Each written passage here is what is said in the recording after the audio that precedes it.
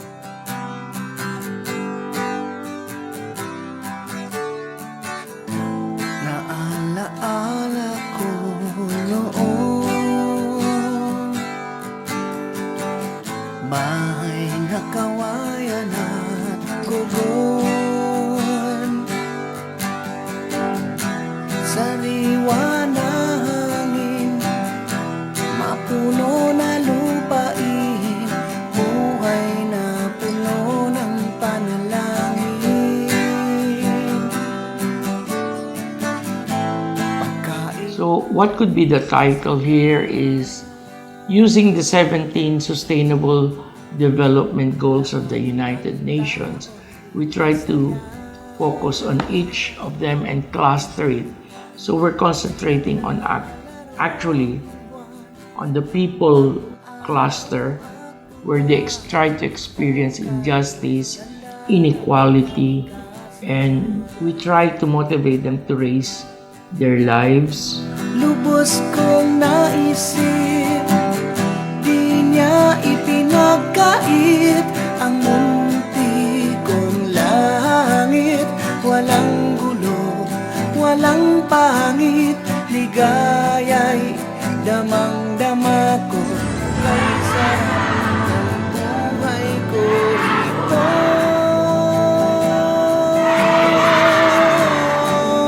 We're calling the workshop Mending Broken Spirits because it is made for the inmates of the Bilibid prisons in Muntinlupa and the Women's Correctional in Mandaluyong City. We'd like to know what started the broken spirits. And we'd like to know how these broken spirits will be mended through dramatic arts, which we've been doing for quite some time. Not only during this workshop, but in other workshops that we have done in the past. The workshop is supposed to show a dance drama. We ask everybody to take care of Mother Earth. And because we have sinned towards Mother Earth, violence, war, we have cut all those trees, threw garbage in our water, and so we're having flood, we're suffering. Because of the garbage, we have spread viruses, and today we suffer from COVID-19. Sa buhay na tahimik, Panginoon, tulungan mo ang puso kong litong-lito. Ligaya'y ipadama mo sa nalalabing buhay ko rito.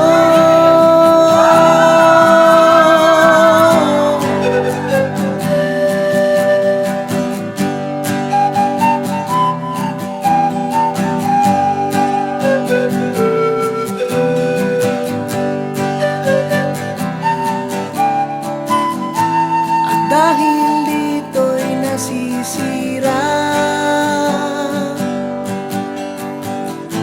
kalikasang nakakaawa.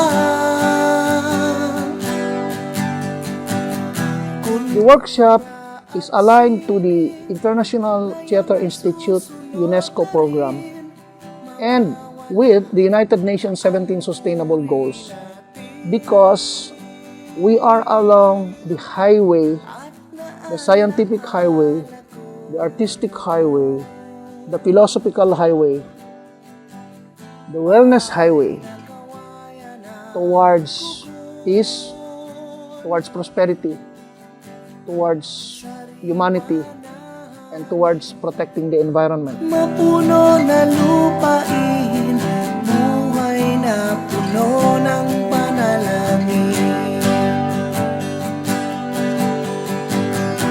Lubos kong naisip, di niya ipinagkait ang munti kong langit.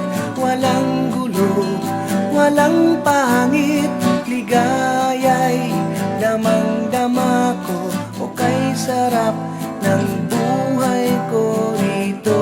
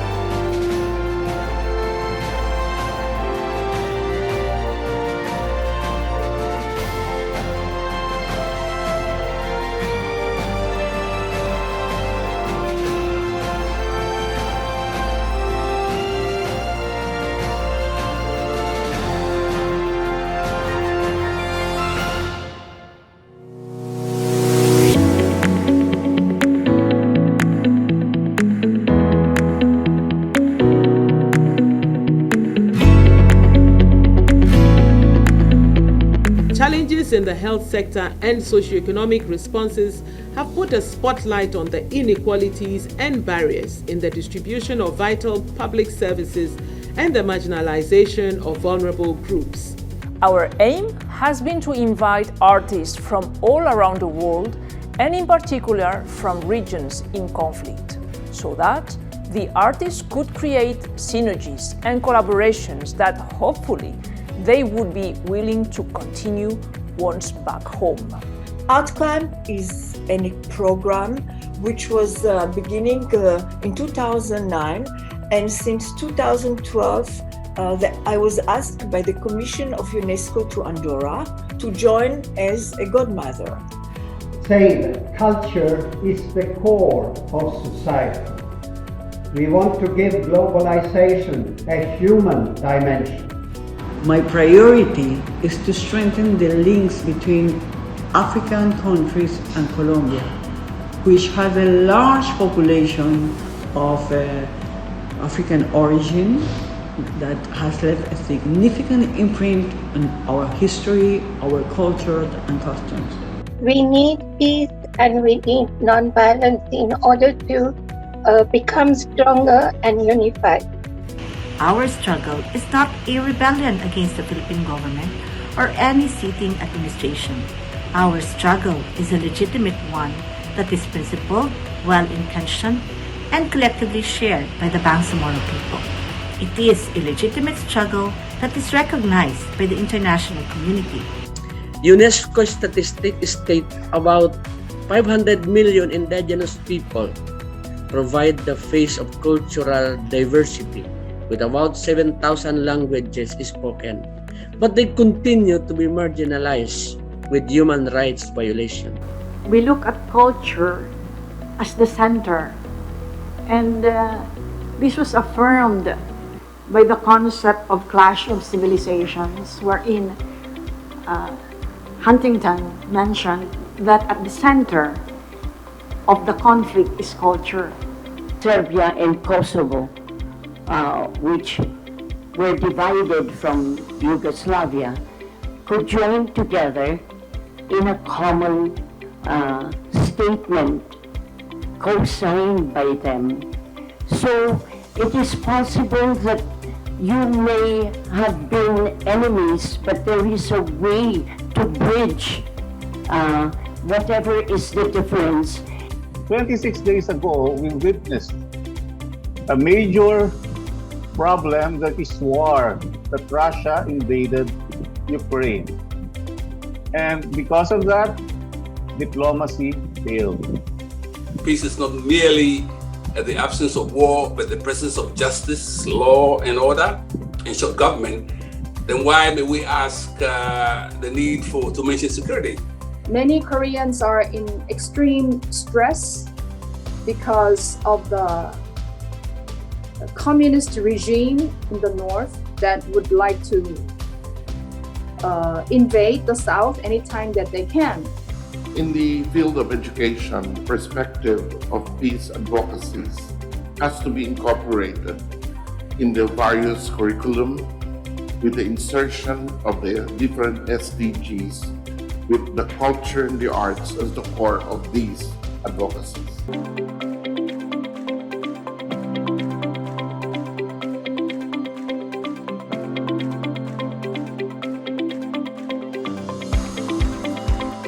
Our topic to be discussed is in the area of environment and climate change. For many, a warming climatic system is expected to impact the availability of basic necessities like fresh water, food security, and energy, while efforts to redress climate change, both through adaptation and mitigation, will similarly inform and shape the global development agenda. Our world is crying desperately for healing. We have destroyed the best of what the planet has offered to us. We are confronted in amazement of how leaders of the world fail to understand that the planet is our home. I have witnessed the importance that trade and tourism have for the development of countries. And now, after the pandemic, we need to unite efforts towards achieving the much needed economic recuperation we all need. We reiterate our commitment to the Galapagos Marine Reserve, declared a World Heritage Site since 1978, and its importance was reaffirmed at the 26th Conference of the Parties to Climate Change, COP26, held in Glasgow, Scotland. But today, we are singing new songs relating to the cries of our motherland because of climate change. We are singing of lands eroding away. We are singing of rising waters. We are singing of rising temperature. We are singing of our fight to stop climate change. While we may be at the tail end of the pandemic, with majority of the people having received vaccination, we realize that we still have to brace its adverse consequences for many years ahead. They even now consider adaptations to be part of the mitigation process, and that we need to focus on resilience is more than only adaptation, because we will not be in position to be adapted. Some of the causes of the climate changes include increased greenhouse gases emissions, that is carbon dioxide, methane, nitrous oxide, use of fossil-based fuels to include your coals, petrol, diesel, and thermal energy.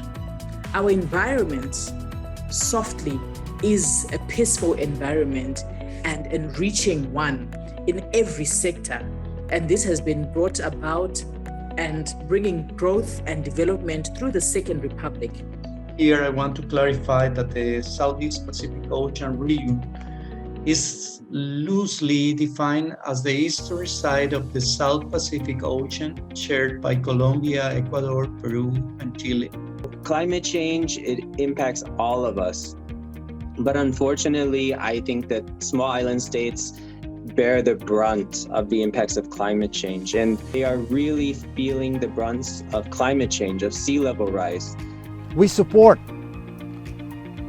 the vision to plant 1 billion bamboo by 2030 in accordance with the UN's Sustainable Development Goals and in obedience to the call of Pope Francis in his encyclical Laudato Si on care for our common home. We are most affected by climate change. The Philippine team has reached out to the indigenous peoples to be aware of this, as they are the ones so deeply involved as the mountains, forests, rivers, and lakes are their immediate environment. Trying to survive their culture, because it's kind of like they're losing it.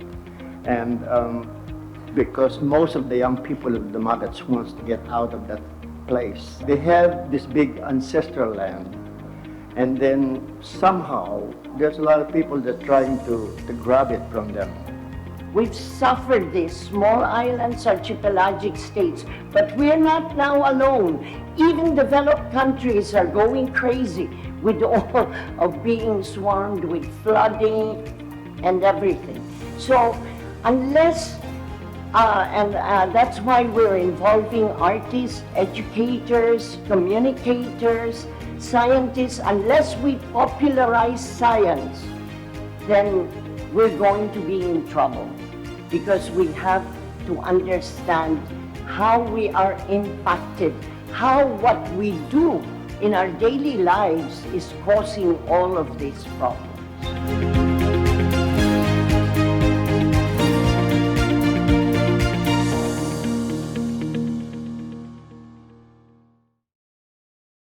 We are truly delighted to know that arts and artists are in the front line for SDGs awareness and promotion. Indeed, ITI is truly commendable. Kudos to our artists and advocates, and of course to Madam Cecil Guidote Alvarez. A minute ago, we just have watched what transpired yesterday. Yesterday, we listened to our Filipino leaders as they delivered their messages of felicitations, state of our country on pandemic, and their support for the purpose of our gathering. Thus, our government recognizes the inevitable call for and value of holistic health experience, peace beyond silence and boundaries, and climate justice. In fact, in session one, with the theme Peace and Social Justice, moderated by Dr. Alduin Sanchez, we were reminded of our accountabilities as catalysts of genuine respect and solidarity in times of uncertainty, war, pandemic, and economic volatility, emphasizing the value of arts and culture to redeem our humanness and be more connected to others, converging ourselves as moral exemplars in the realities of our time. In session two, with the theme Environment and Climate Change, moderated by Professor Brian Dayuta, we have realized that humans are not independent nor dominant to environment. We coexist.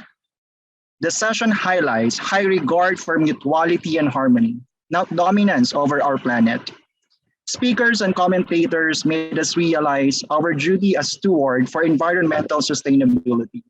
Thus, we have recognized how our environment facilitates our potential as communal beings to develop, innovate, and make our communities sustainable, create arts and new ways of human expression, not to be independent and live in isolation, but to be competent and resilient to live with our planet. Our day one made us aware that we, the people of the world, the global citizens, has the propensity to make meaning through a sense of relatedness to dimensions that transcends the self in such a way that empowers and does not devalue the individual, our planet, and the futures of our next generations. Our call for peace, social justice, sustainable living, environmental protection, and climate justice is a unifying force that vivify the very reason of our being. Today, we will be having another two equally important sessions for our advocacies. Our first session is on healthcare reform and sustainable tourism. This will be moderated by Dr. Brian Limson, a faculty member of the Faculty of Science, Technology, and Mathematics of the Philippine Normal University.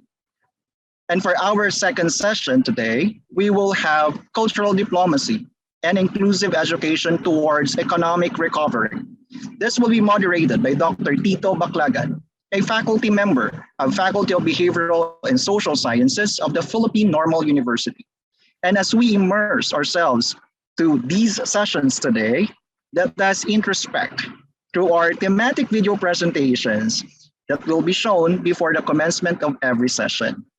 At the end of all our sessions today, Dr. Richard Monteverde will deliver our day two synthesis of salient points of our conference.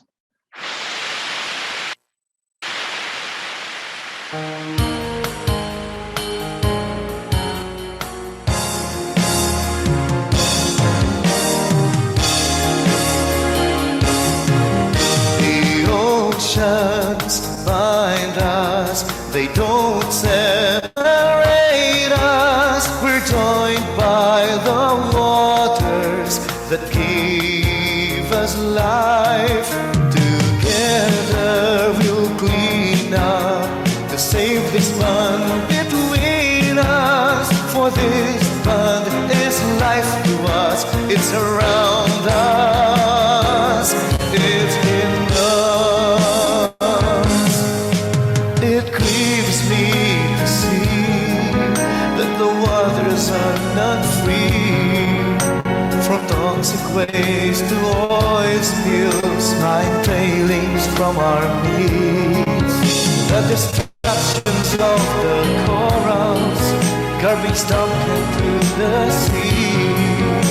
The forest we are killing, the land we are converting, the earth that is warming, our values are changing.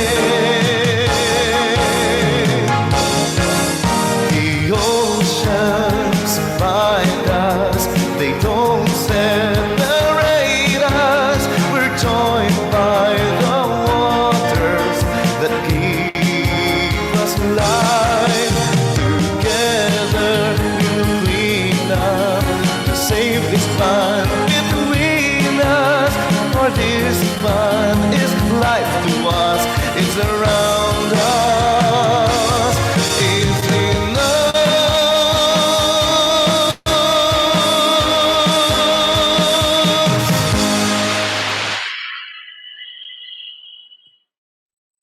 afternoon, everyone. Welcome to the second day of our public forum.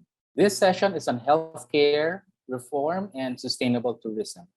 Healthcare reform ensures that fairness and justice are properly addressed. It promotes better health services by enforcing healthcare ethics and gain a comprehensive access among individuals. Likewise, having quality healthcare and cost-effective solutions promote better chances of disease prevention. With people-oriented approach, disease outbreaks are minimized, which can create lucrative opportunities for sustainable tourism here and abroad. In the light of health, peace, and climate justice, let us hear from our distinguished guests this afternoon. To give their corresponding message, I will introduce the international speakers and national speakers before they present their video message. Afterwards, I will introduce the commentators to give their points of view. Now, to give their respective message, here are the international speakers. Mr. Mohammad Jalid, Director, Regional Bureau for Sciences in Asia and the Pacific, UNESCO Asia Pacific Region. Second, Honorable Ignacio Sanchez Amor, Member of the European Parliament. Third, Mr. Jesus de Salvador, a professor of the Catholic University of Valencia, Spain. And the last one, Señorita Olinda Salguero, the Vice President of the Mission Presidential, Spain. Now let us listen to the first international speaker to give his message, Mr. Mohammad Jalil. I believe that a letter will be read. UNESCO continues its support for this global SDGs forum through Mr. Mohammad Jalil, Director of the Asia Pacific Bureau on Sciences. This year is the year for basic sciences towards the SDGs. This is his message. The Global SDGs Forum, organized by the Earth Savers Dreams Ensemble, will shed light on the 2030 Agenda for Sustainable Development. This agenda, adopted by all United Nations member states in 2015, aspires to ensure prosperity and well-being for all women and men while protecting our planet and strengthening the foundations for peace. This is a paradigm shift that requires us all to act in new ways. Accelerating momentum towards the Sustainable Development Goals is a human right. Imperative. This is about delivering on the collective promise we made to build a better future for all. At a time when all societies face countless challenges, it is our responsibility to meet expectations, and we must do everything to strengthen the ties that bring humanity together around shared values and aspirations, around the common sense of destiny. In this context, I welcome the UNESCO Artists for Peace, Earth Savers Dreams Ensemble's initiative and continuous work alongside UNESCO in building peace in the minds of men and women. I wish them a fruitful event that I have no doubt bring people closer to mutual understanding.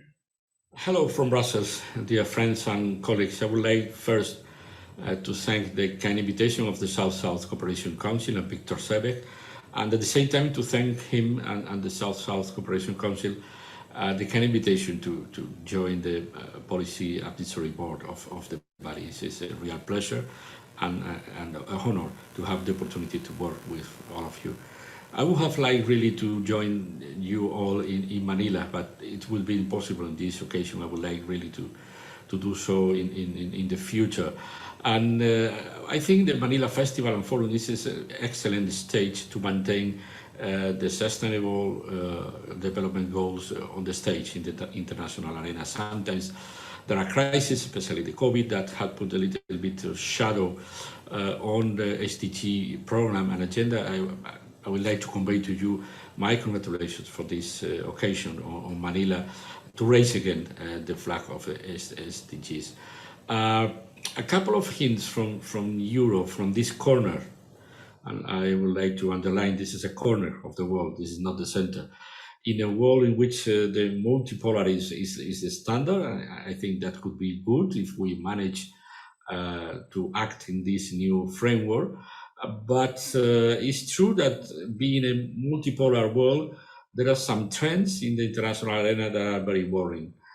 For example, did you notice that in the past we managed the international relation using treaties, signing treaties, and now apparently we are changing treaties by sanctions, and the sky of the international relation is full of sanctions, like in these old maps of the Cold War, old maps of the Cold War, when you see the missiles crossing from everywhere and to everywhere. This is the kind of image I have in my mind when I say that now in the current situation in the international arena, we are using more sanctions than treaties, and this is a bad and very bad trend.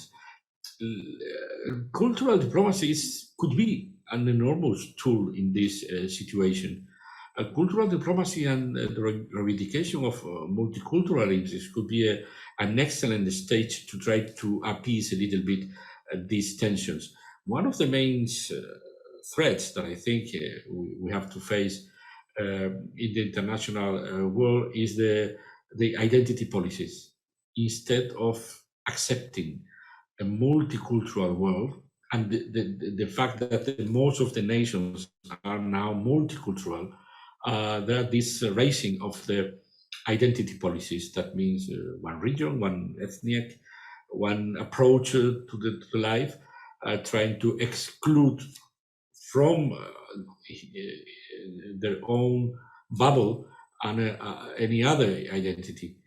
We are suffering in Europe a rise of the extreme right ideas, and the main umbrella of these ideas is the identity policies. And for that reason, I think cultural diplomacy has a very important role to play in this environment. And because we have to work in this environment, we have to talk, of course, about the COVID. COVID has been a real shaking situation for the whole world. And we have to face, I don't know if we can talk plainly of post-COVID scenario. As you know, at that very moment, I'm talking to you from Brussels in the latest days of October.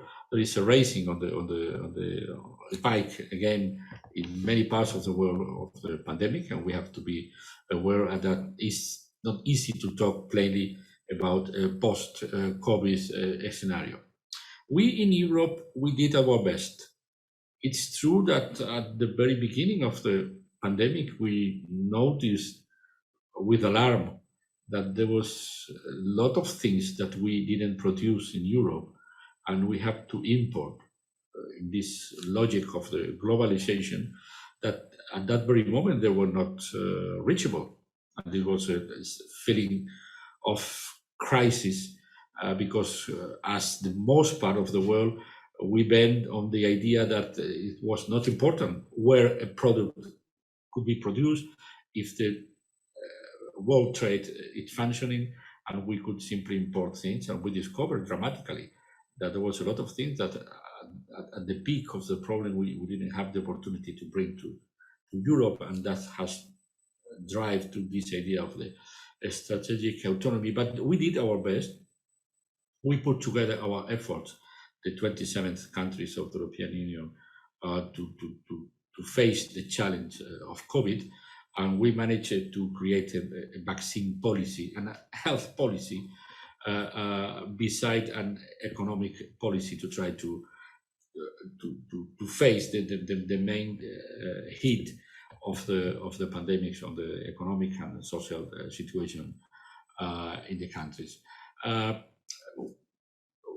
Our approach now is, of course, that there is no post-COVID scenario if we don't work with all the world trying to face this important challenge. And we have to continue our common effort, not only to produce and to try to distribute vaccines among our members, but to try to protect the whole world. Because if there is no, as we all know, it's a topic a little bit, if we don't protect the whole world, never is protected really. And for that reason, we are proposing some things I would like to convey to you. The first one, I don't know if say the mainly one, but the most long-term approach is to have an international treaty on pandemics, a legal binding a legal binding framework in which every country under the umbrella of the World Health Organization could approach eventually another risk in the future of that kind and for that we have to put all the what we call the intelligent hub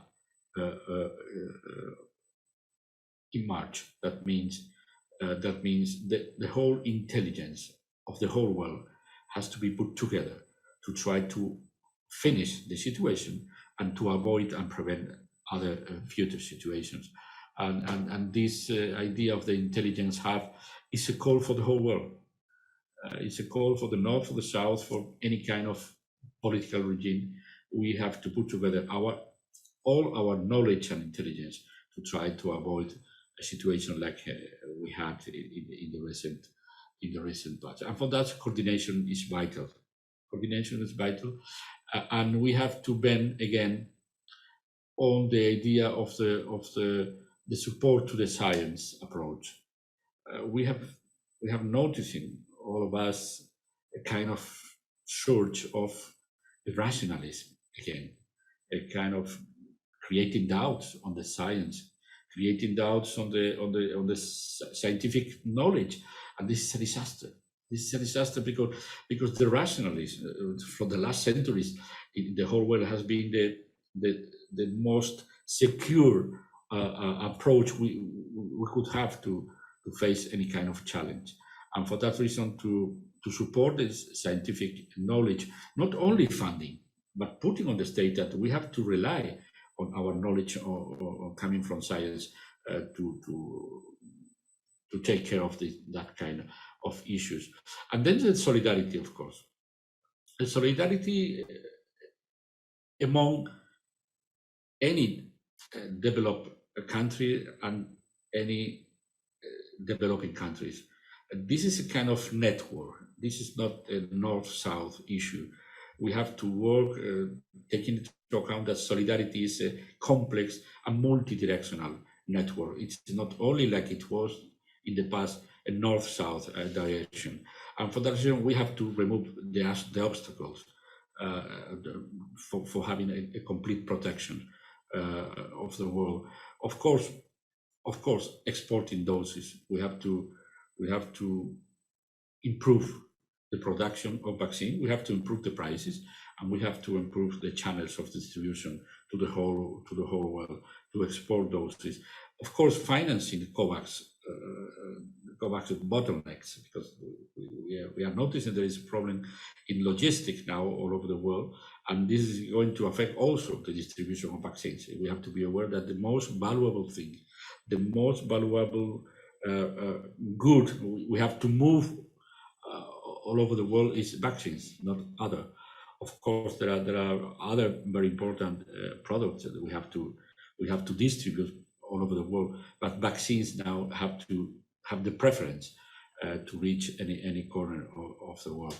And Europe and the Western and the developed world has to fulfill its commitment on donations of vaccine.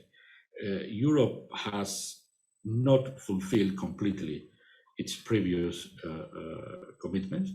The level of donations has reached only third, more or less, that we promised some months ago, but the European Union reacted, and the European Union has bought more vaccines, and I think we are going to fulfill our commitments in the coming months. Then there are other projects. For example, in Africa, we are having the European Union is having a program with some private financial partners to try to create the capacity to produce vaccines on the field. And this is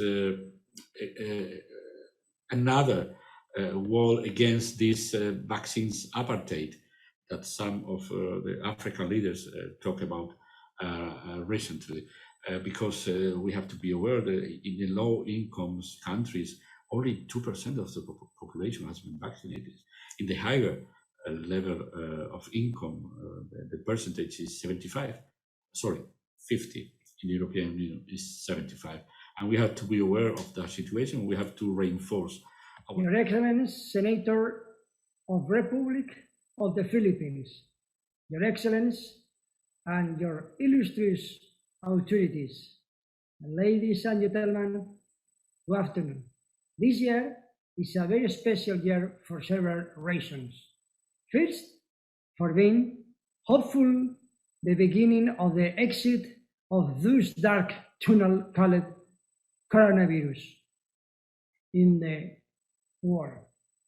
And after, because here is the 450th anniversary of founding of Manila City and the 500 years of evangelization of the Philippines by Europeans, Spanish, and it is its own story that can light the way in these dark and difficult times when we need resilient action based on science and art through forums as organized by RESILIART and under the patronage of UNESCO, and with the Sustainable Development Goals to save the planet and humanity. And the Manila Galleon will be the lighthouse that will give light to that difficult world that lies ahead of us, and of course to my Congolese friends.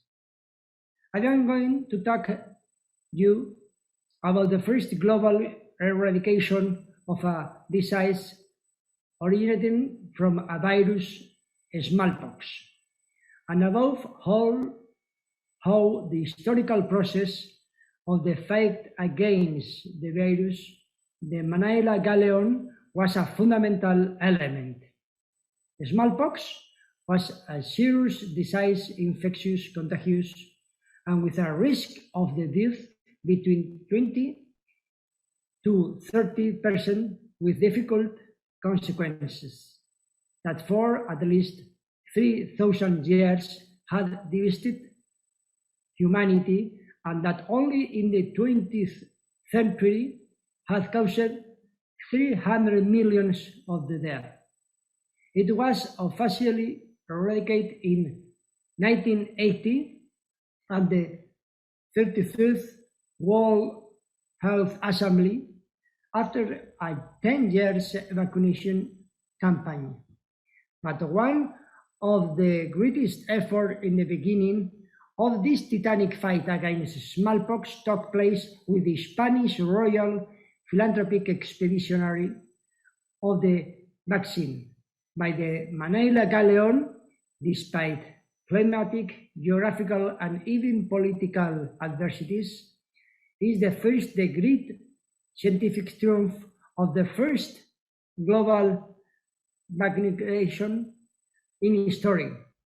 Europe, Africa, America, Asia, and Oceania, which it would begin in 1803, and it would end in 1912, and where the Manila Galleon was fundamental.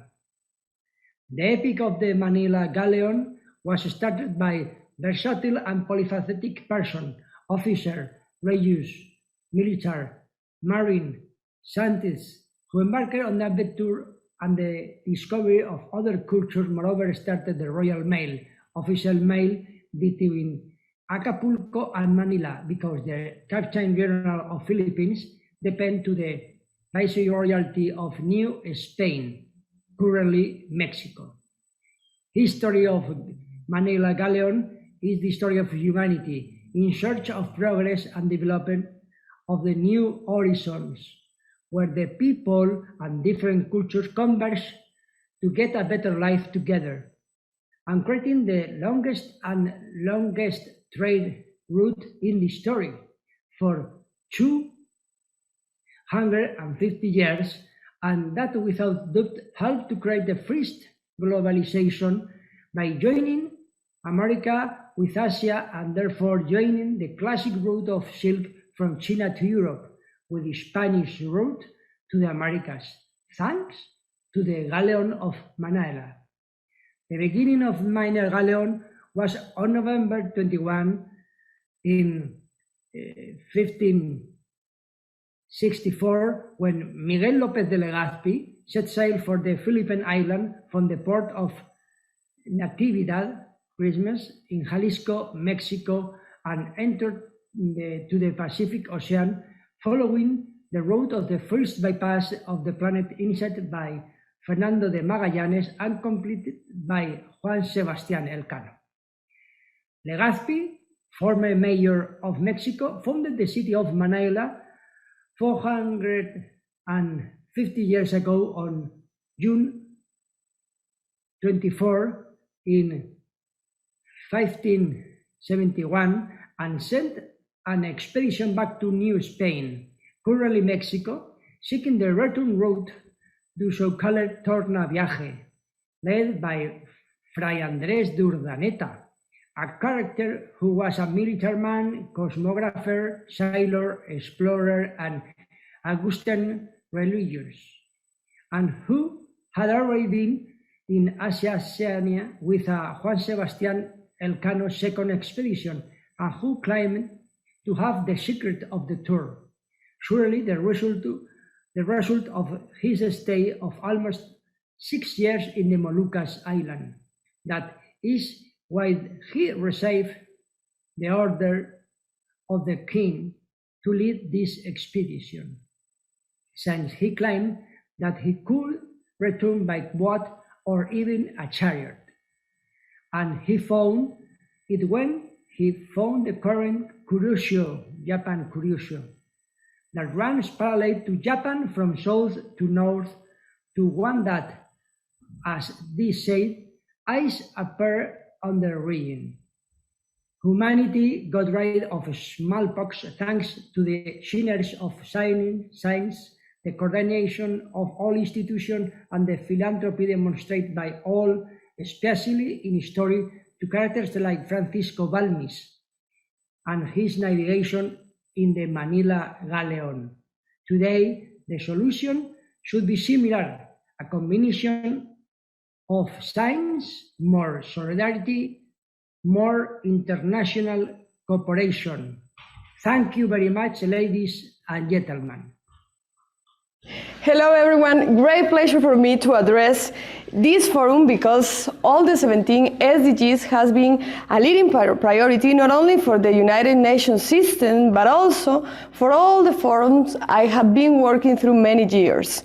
First of all, in the Esquipulas Foundation that was established in Guatemala. I'm from Guatemala, but also in the Central American Integration System, in which I had the privilege of the last 4 years to serve as a chief of staff. And right now, I'm serving in the Latin American Presidential Mission as the vice president and the executive director. So I congratulate you for this important event, and I appreciate your invitation. As President Cerezo mentioned, we have a particular affection for our brothers and sisters in the Philippines because of our mutual history linked with Spain.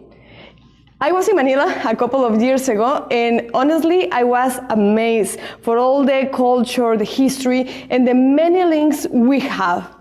On the other hand, in Central America is an important region with great opportunities and great challenges also. If we consider the 8 countries that belong to the Central American Integration System, that is Belize, Guatemala, El Salvador, Honduras, Nicaragua, Costa Rica, Panama, and the Dominican Republic, we are talking about of more than 60 million people. Most of this population is under 30 years, so we are talking about a young region. And here is something that is really really important, and I want to emphasize, more than the half of the population in Central America are women. And we cannot talk about development, peace, integration, climate change, disaster management, and any topic without women. We have to be in the center of the discussion, and when you invest in women, as it is proved in many different countries, you invest in complete families and the whole society. So I look forward to taking part in the formulation of Manila Platform of Action and taking into relevant for Central and South America, because I think we have to consider this regional approach to have more opportunities and to be civilized that the regions, of sub-regions, we have many problems in common, but we need different kind of solutions, not exactly the same. And if we take into consideration that Central America is one of the most vulnerable regions because of the climate change, we have to consider that we have to do many things to stop migration, to avoid the climate migration, that not all the people is talking about that. And that's why we are creating an endowment for all this topic, to climate change, disaster management, and to work directly with youth and women. And I think that we don't have to forget, and that's why I think the big umbrella of this forum is fantastic. I really like it, because culture is the cement of our societies, and we can build many different bridges through it. So it is because we can focus on what unite us instead of what our differences. So culture is very important. So congratulations to Cecile Alvarez for this initiative and the work of South-South Cooperation Council, which I am honored to belong to, under the Victor Seve coordination for all this effort. In Central America, in Guatemala, you not only have a friend, you have a promoter and a person that is available to work in all these platforms. So please take into consideration this region in this important platform. Thank you very much. All right. So thank you to our international plenary speakers. But, before I call on our national speakers to give their respective message, let me highlight the message delivered by our international plenary speakers. First, the message of Mr. Mohammad Jalid elaborated the spread of scientific knowledge for peace and wellness for humanity. Second, the message of Honorable Ignacio Sanchez Amor expressed new possibilities for action if we consider the following. First is One Health. Then, One Global Health or Solidarity. Vaccines preparation is the third, and to adjust the prices of the vaccines. So in other words, the message of Honorable Ignacio Sanchez Amor gives us the paradigm to value the language pattern of biology using scientific knowledge and the power of scientific method. Next, the message of Professor Jesus de Salvador gave us a rational understanding that taking resilient action is based on science and art. He also stressed that the history of Manila Galleon is the history of humanity. So that's very profound, no? I repeat, no? The history of Manila Galleon is the history of humanity. Therefore, in gaining better approximations of the world is to embrace humanity. And last but not the least, Señorita Olinda Salguero signified a thoughtful understanding of affection. She mentioned that there is social cohesion between Spain and the Philippines in the context of history and culture. Also, she reminds us that the youth and women of today gravitate our motivation to address world issues like climate crisis and disaster management. Now, for the national message, we have the following plenary speakers. First is Senator Christopher Lawrence Bongo. He is the chair on the Committee on Health and Demography.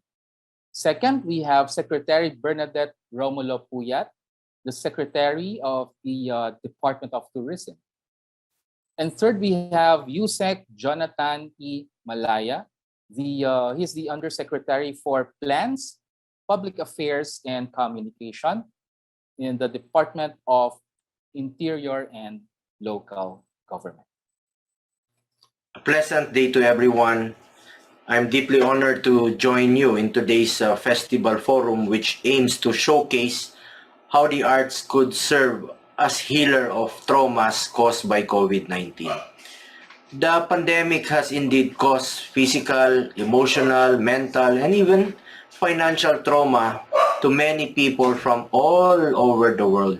Some of them reach a breaking point while others cope up through pursuing hobbies or other creative outlets. That is why I express my appreciation for your continuous efforts in organizing events and activities such as this. I join everyone in our collective action as we lift up the hope that we share together as global citizens. Now, more than ever, we need to stand united and remain committed in the achievement and realization of United Nations Sustainable Development Goals. As chair of the Senate Committee on Health and Demography, I am committed to pursue the United Nations Sustainable Development Goals for health, particularly on achieving universal health coverage and improving access to quality essential healthcare services for all. In the Senate, I authored laws that will address immediate and practical needs of Filipinos. Among those is Republic Act 11463 or the Malasakit Centers Act, which establishes Malasakit Centers in all DOH-run hospitals and the PGH to give convenient access to quality and affordable healthcare to all Filipinos. I also continue to look for solutions to problems in the delivery of effective healthcare to our people. Thus, I had successfully pushed for the enactment of 24 local hospital laws, which will upgrade and establish public hospitals nationwide. Another 15 measures to improve and establish Department of Health hospitals across the country are awaiting signature of the President. I also propose the establishment of super health centers nationwide to give Filipinos better access to government healthcare services, especially in rural areas where they are needed the most. Through this, Filipinos will not have to go to big hospitals in towns or city centers. Through this, we are nearer to our goal of a healthier and a more resilient nation. I will continue to be dedicated in the mandate to further invest in our country's healthcare system. Rest assured that I will continue to support all programs, projects, and initiatives that would help uplift and improve the quality of lives of every Filipino, especially the helpless and the hopeless. As we face both local and global challenges, let us always ignite the spirit of bayanihan, malasakit, and civic unity as we extend help and service to those who are in need. Once again, thank you and congratulations to all the organizers and participants of this festival forum. Mabuhay! Truly, this is a good opportunity to weave together culture and the arts, environment and conservation, development and the economy in one dynamic conversation with the common goal of building a peaceful and just society. Now, the urgency is greater than ever as we struggle to overcome the wide-ranging effects of the COVID-19 pandemic. On behalf of the Department of Tourism, I am grateful to the Earth Savers and the Philippine Center of the International Theater Institute for their support in our quest to revive the tourism industry. As you all know, the pandemic has severely disrupted tourism in the country, and it continues to do so. Millions of Filipinos employed in the tourism sector, informally or formally, have faced retrenchment and income loss. The DOT has already initiated its tourism response and recovery program to mitigate the effects among our stakeholders and pave the way for the resumption of tourism. While we fervently look forward to the day we can reopen our borders with complete confidence, I want to stress that we are doing so with careful planning and consideration of the health and safety of our people, as well as that of the environment and of our natural resources.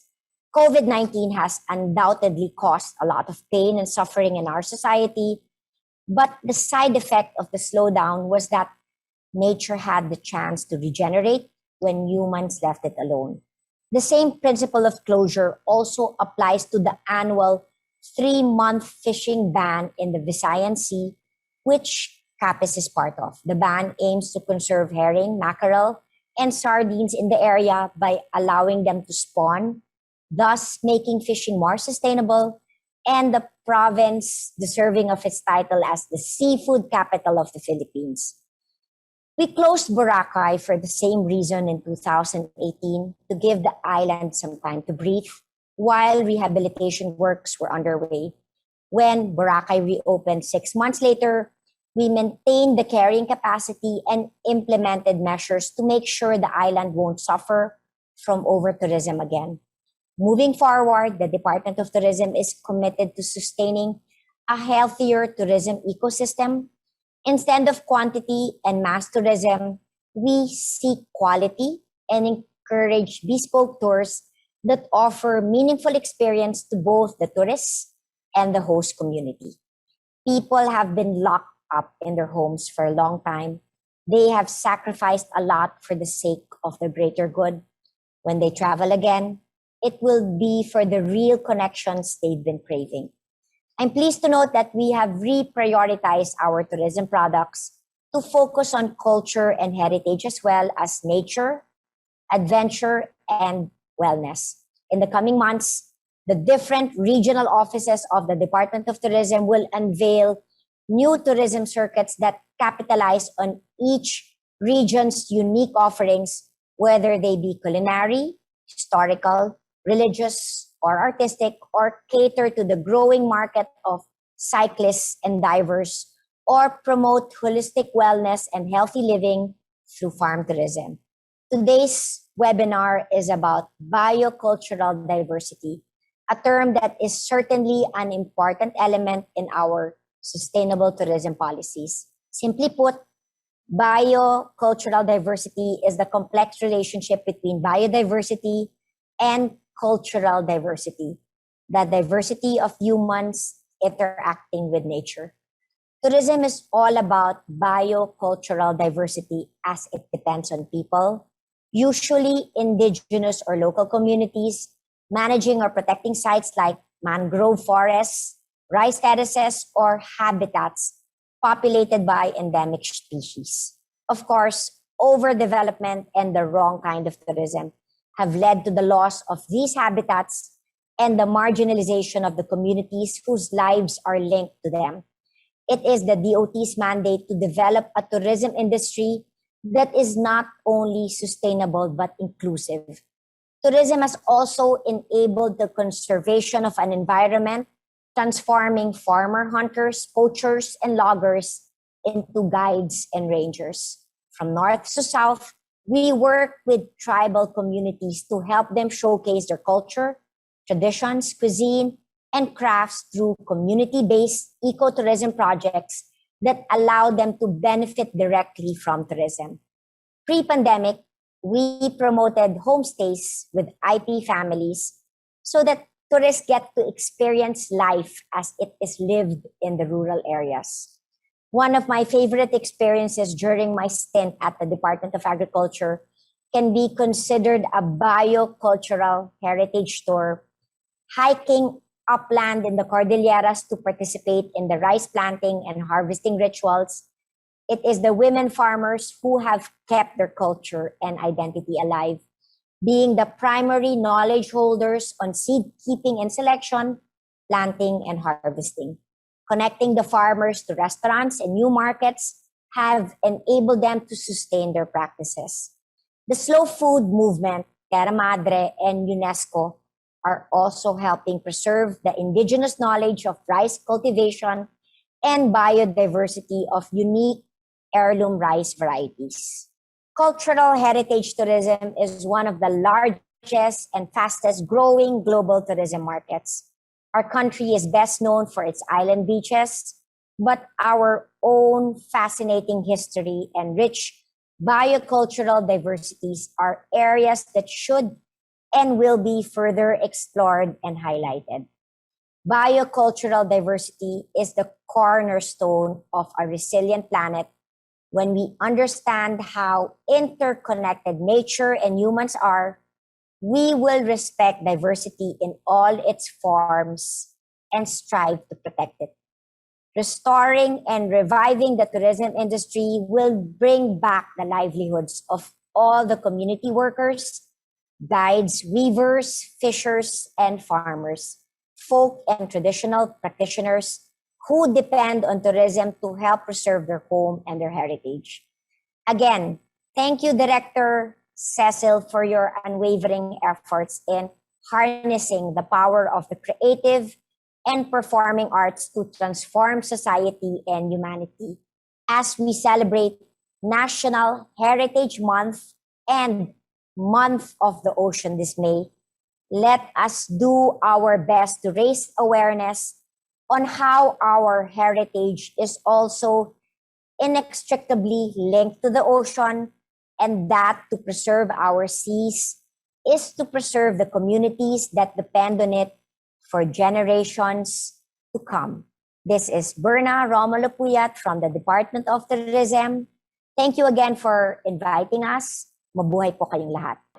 This is a special message from the Department of Interior and Local Government, headed by Secretary Anyo, and given to us by Yusek Jonathan Malaya. We are opening a timely discourse on health, peace, and climate justice through culture, arts, and good governance in the Manila SDGs International RESILIART Earth-Saving Public Forum and Festival. It is an honor for DILG to be part of this momentous endeavor. We are finally seeing a light at the end of a long tunnel in this pandemic, with the decreasing number of COVID-19 cases, easing of restrictions, and gradual reopening of businesses and the economy. This is why, since day one, DILG, as part of the Interagency Task Force in managing emerging infectious diseases, has been in the forefront of efforts to help our people and country heal, recover, and rise above the 19 pandemic. Our uniformed sector, from the police, fire, and jail bureaus, risk their health and their lives and work 24/7 to enforce the quarantine protocols while ensuring peace and order in the communities. At the start of the lockdown, DILG activated barangay health emergency response teams to provide immediate emergency assistance in the local communities.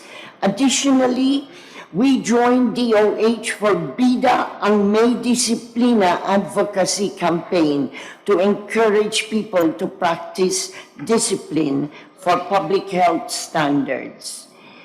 Overcoming the pandemic requires the support and cooperation of everyone, and the Bida May Disiplina program makes each one a Bida in his or her own right by being responsible and disciplined. Alongside law enforcement, we give credit where it is due. Today, DILG holds awarding ceremonies to recognize the best performing LGUs for their implementation of the Safety Seal certification.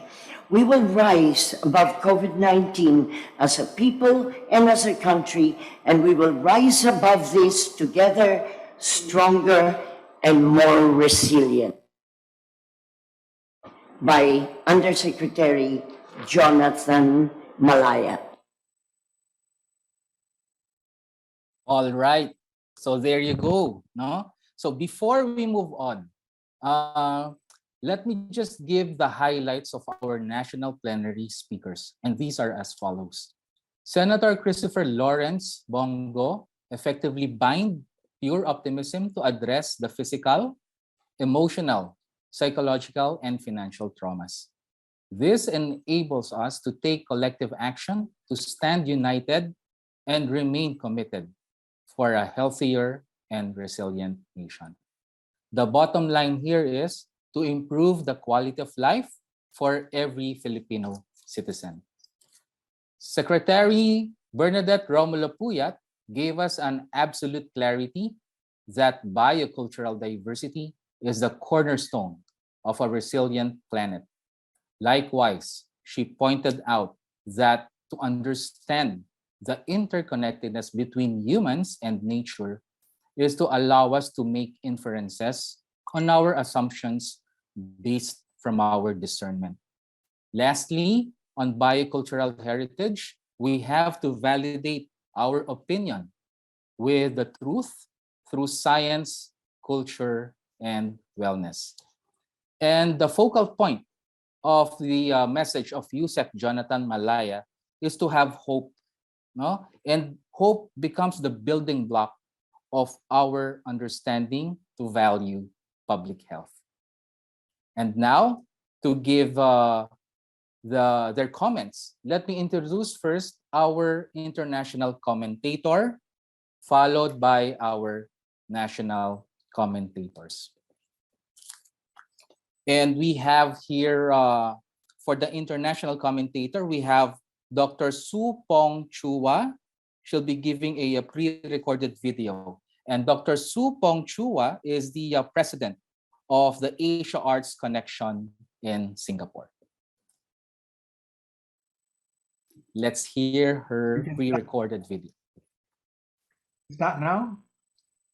Yes, you can start now. 1, action. You can start now. Okay. Thank you very much for the invitation. I'm very pleased to join this international forum. And as Madame Cecile had told me that she wanted me to talk about cultural diplomacies and the arts. So I will talk about this topic before we move on to about how the artists and the arts community is coping with the pandemic in Singapore. As we know that in today's hyper-connected world, cultural diplomacy is an essential part of international relations, as both the governmental and NGOs actors engage with global publics to share ideas and experiences, influence views, and inspire actions for a better world, like what we are doing now in this forum. So I want to talk about, how such action, how such collaborations can help to promote understanding by discussing an example. The example is collaborations between Vietnam National Theatre and Singapore Arts Group, the Singapore Chinese Dance Theatre, Indian Fine Arts Society, and Juan's Dancers, a Malay dance group. What we did 5 years ago is to get artists together to do 2 stories. One story is a Singapore story performed by Vietnamese artists, and the other is a Vietnamese story performed by Singaporean artists. Now, this is the Vietnamese artist of the Chiao Theatre, and this is a Chinese Chinese opera actress from Singapore. The story is the tale of Bukit Merah, the tale of the Red Hill, talking about how a king actually killed a boy who made good suggestions to defeat the fish that were attacking Singapore many years ago. This is a tale. So we have children performing the story. We have secondary students of different ethnic groups, Indian, Malay, Chinese students perform together. And then look at this. We have a Vietnamese national tuang group performing this Singapore story. And they brought this story to Indonesia. And the audience there actually have very positive response and saying that ASEAN artists, artists in the regions should tell stories of each other to their young people, so that by doing that, we get to know each other better. Indeed, when they were performed in Indonesia, Professor Pudentia of the University of Indonesia commented that such kind of cross-cultural creations in theater will be very good, for promoting understandings between the peoples of ASEAN. So the story was also brought to Japan by this group of Singapore students, and as well as the National Tuong Theatre, like the poster in the left-hand side. They perform in Vietnam as well, and I think that it is with this effort, we commemorate the diplomatic relations of 45th anniversary between Vietnam and Singapore in 2017. And this year, is the 50th anniversary of the diplomatic relations between Vietnam and Singapore. Although, we are still, not coming out from the pandemic yet, but we are already discussing how we can continue to collaborate via, Zoom or other platforms. It should not deter us from the, collaboration. Now, how the Singapore artists cope with the pandemic? Well, the Singapore National Arts Council have many new grants to assist the arts group to, upgrade their technical capability to record their works and present them, in the YouTube or online or direct, broadcasting online, so that a show that reach out to only like say 600 audience in the theater could now reach thousands, not just for Singaporean audience but also audience abroad.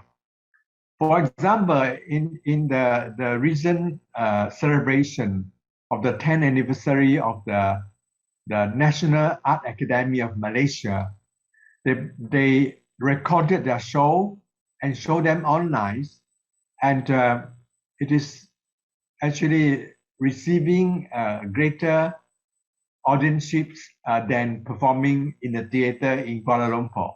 Yeah, so I think this had actually, in a way, encouraged the artists who were not able to use the technology in the past to now master the technique of technology and to produce and document their performances for online, usage and for the audience locally and internationally. So these grants are helping the arts groups very much, and it is one of the effective way to keep the audience and to reach out to new audiences. Another example is this one. You see, this is one of the most prominent Malay dance group in Singapore, Sri Warisan. Recently, they produced a show that actually trace the development of the Malay dance in Singapore in the last decades.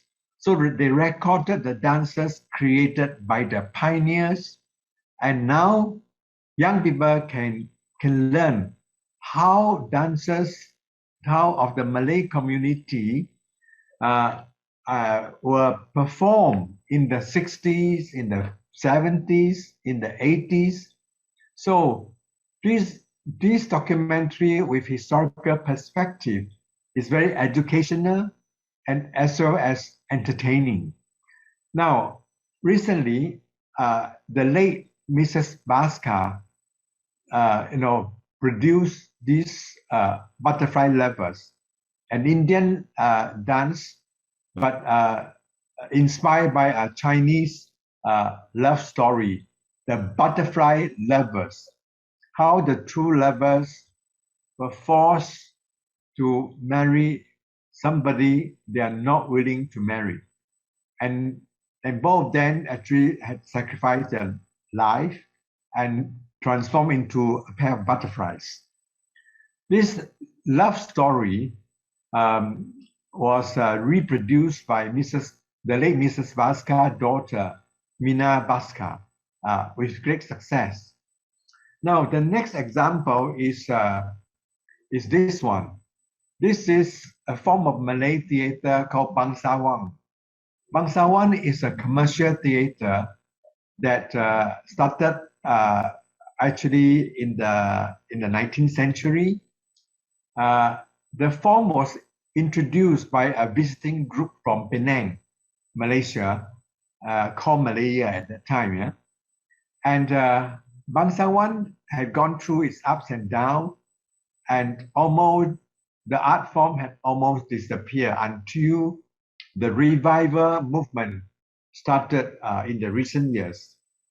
This group, the Anggrek Temasek Bangsawan group, had reproduced this classic by Mr. Hamid, the pioneer of Bangsawan.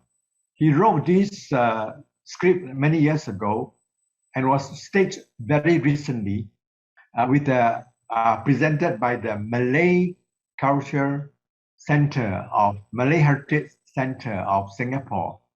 So you can see that this colorful, this very entertaining Malay traditional theater is coming back, during this pandemic.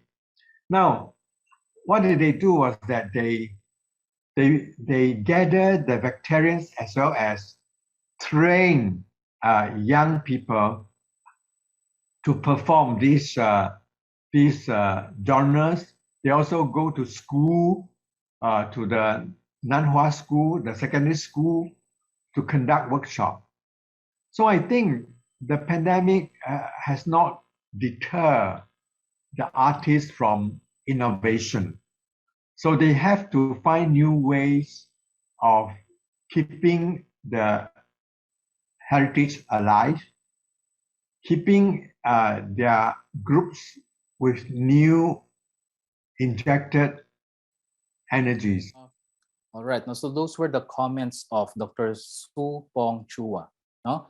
Before we move on, to the video of Dr. Ted Esguerra, no? So let me just highlight the comments of Dr. Su Pong Chua. No? So he concretized cultural diversity to promote commitment and readiness towards global collaboration. And now, let us watch a video coming from Dr. Ted Esguerra.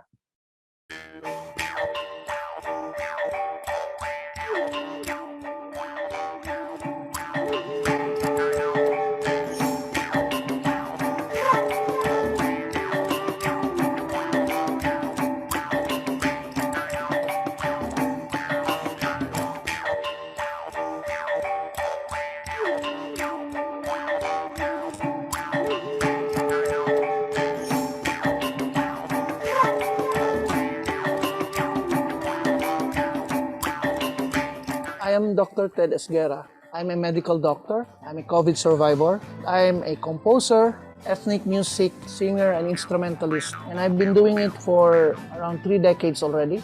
My art form is music, playing ethnic instruments. But I do musical score in street theater. I do visual arts. I paint and do sculpture. And I incorporated science, arts, philosophy in the approaches relating everything towards understanding life all the more. I'm a cultural worker at the same time being a person or a son of Mindanao. This kind of workshop is a merger of science, like understanding the hazards that probably hit not only our healthcare workers but also all Filipinos. We talk about the hazards of earthquake, flood, pandemic, and even fire. All right, so that was a very profound, very interesting, and very enthusiastic video by Dr. Ted Esguerra. Dr. Ted, thank you po for presenting your video. No? So we are, deeply mesmerized by the ones you presented. No? So Dr. Ted Esguerra is, every Sunday, I watch the segment, in disaster risk. That was every morning. Yes, Doc. We learned a lot from you. Okay, so for our national commentators, let me just acknowledge their names, for them to give their points of view. So the following, so we have inside the Zoom, so we have Dr. Theo Fresi, Medical Services, and also belongs to the Philippine Mount Everest Expedition Team. So he is in the Zoom. Hello, Doc Ted. Then second, we have Mr. Lutgardo Labad. He is also inside the Zoom. Mr. Lutgardo Labad is the chairman of ITI PH Music Theater Now Network. Hello po, Mr. Labad. And next, we have Mr. Al Dalisay Tesoro. So Mr. Al Dalisay Tesoro is the Provincial Tourism and Cultural Affairs Officers. Affairs Officer, province of Capiz. So we welcome you, Mr. Al All around Tesoro. us, And the we unifying have the force following that vivify the very commentators who are present on site. Help We and have service here, to comments. Dr. make a good Herbert stand by the Glenn Reyes. They also Dr. go to Herbert school. Glenn Reyes, so that was the president of the Northwestern Mindanao State College of Science and Technology. This one is in Tangub City, Misamis Oriental. So let us hear their comments. And by the way, just to remind our commentators, we have 5 minutes. So you have 5 minutes to give your comments. Hi, good afternoon, everyone. I'm sorry I cannot just appear just in front of you because I'm on duty right now, being a doctor. My position as a physician and at the same time as an artist is we are still in the campaign of really reaching out to the peripheries of our country. As we can see in the 1987 Constitution, in Article 2, Section 15, it talks about the right to health of every Filipino. But we have still quite a problem because of our archipelagic format. And there are the underserved, particularly the poor. We still have, the high maternal and newborn mortality rate, and we have high fertility rate. And at the same time, our country is along the accident and disaster corridor. Our country has the 5th longest shoreline on Earth, and we are vulnerable to so many things, particularly the effects of climate change. As we can see, we've been experiencing like extended dry monsoon or even drought, and we have some sorts of flood, and the typhoon comes in. 21 of them, 9 of them will make landfall, and 4 to 5 will be in categories 4 and 5. So imagine the insult. And just because of this disaster, the subsequent hazards that come in that affects our countrymen, particularly the vector-borne like malaria, dengue. And even as we experience the pandemic right now, we don't have the healthcare facilities intended to track or to detect the COVID-19. Most of the facilities are located in the city centers. So this is a challenge for me as a doctor and at the same time as an artist. We can resolve this by really doing a deep dive in understanding the right to health of every Filipino, and at the same time to encourage our raw talent, particularly our tribes. We have indigenous ways of creating our medicine for non-complicated illness. Like for example, if we have stomach ache or simply like a fever, unless you go for operation, surgical operation. So we can merge both East and West. In the universities, we were taught that science and arts are somehow in different worlds. Well, I say yes and no, but I would be in the yes. We can put a merger on philosophy, science, even faith, and bring them forth towards facing the new normal challenges of the new normal times. So I am Dr. Ted Esguerra. I am a disaster doctor and at the same time, I am an artist. So I greet you all, mabuhay and padayon. Good afternoon, magandang hapon in our national language. I come from Bohol, which is in the center of the country, and we have been hit a lot of times with all of these climate change disasters. But I've also been trained in the use of the arts for development and for transformation. And I'd like to thank this opportunity for our province to be able to share our experiences and insights about this most important topic.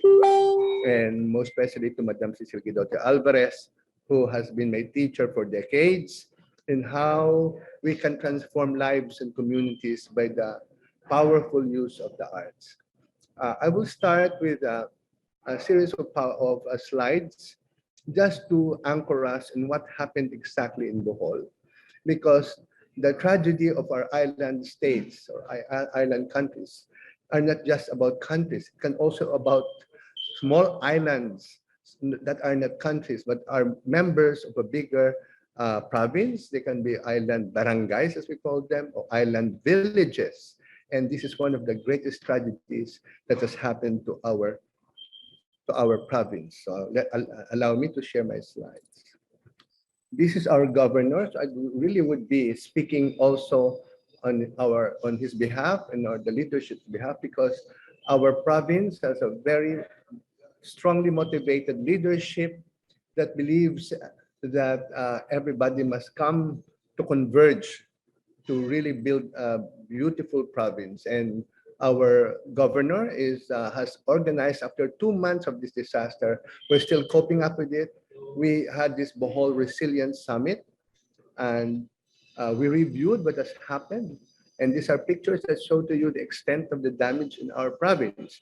Now, this is not only in my province, I'm sure this is echoed in all the other provinces of the Visayas and Mindanao.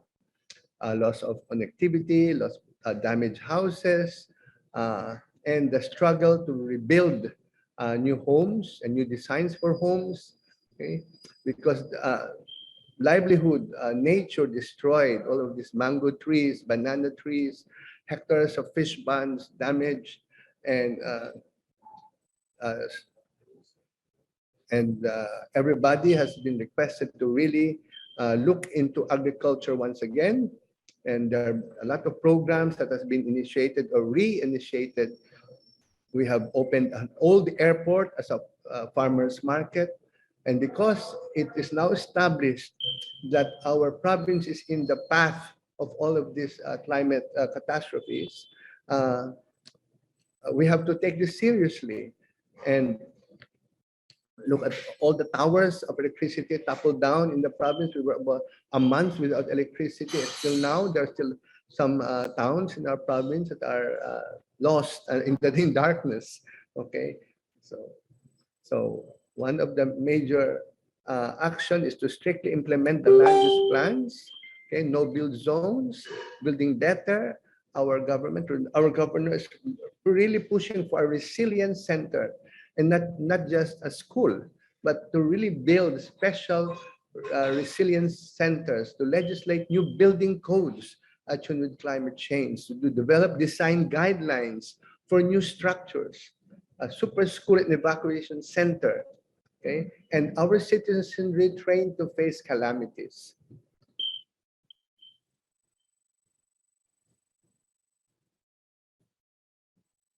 And part of the summit is to review the basic science of addressing this kind of hazards, like what Madame Cecile has told us, to popularize science.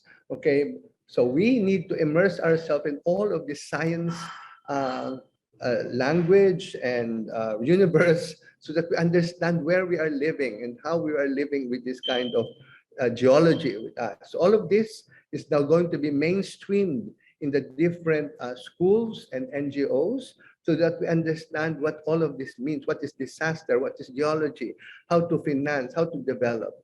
And our congressman was a former governor of Bohol, has started to develop an advocacy on climate emergency.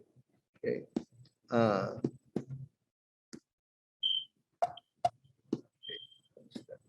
There. Okay. So a roadmap, no, is to support small islands and coastal communities vulnerable to tidal floods. We have to craft our own declaration of climate emergency, strengthen convergence of adaptation and mitigation, and guide us on how we can enhance our own resilience. So we want to lead the call for climate justice, hold the major carbon emitters accountable to their promised financial assistance to the most vulnerable countries to climate change like the Philippines. Okay. So I'd like to go to one of the responses of the art sectors, and this is through arts. During the midst of coping with this disaster, we had one of our cultural treasures come together and do, because of the pandemic too, we have to develop this new medium of virtual technology. So we were already slowly being adept at it. So this is one of those video showing that artists care, that we want to instill hope to the people who have been devastated by these floods and by this wind, this storm. So can we play, please, the Paraiso of the Lobok Children's Choir?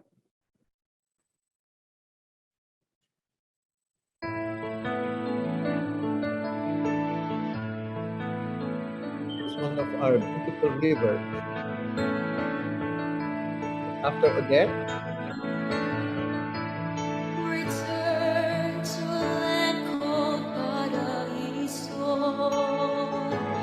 place where kind reference.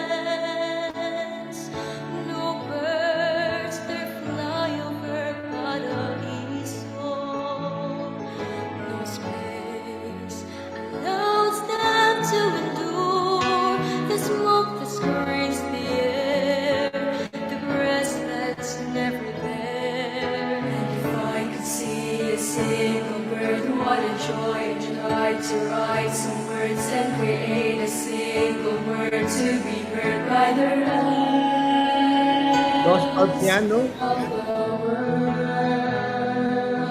I lived in this land called Paraiso, in a house made of cardboard floors and walls. I learned to be free in Paraiso. Hope to bring back paradise. Anything I see, matches on my clothes, plastic bags for the cold, and if empty cans are all I have, what a joy. I never tried to take someone else's voice and live and feel like the rest. Musical instruments, joy, life. Paraiso, help me make a stand. Paraiso, take me by the hand. Paraiso, make the world understand. And if I could see a single bird, what a joy to Number of fly in the constituents, hungry land could national set government us agents working with our local government and our local community prevailed. So now, feeling the process. Cats were all they had. What a joy. I never tried to take someone else's voice and live and feel like the rest.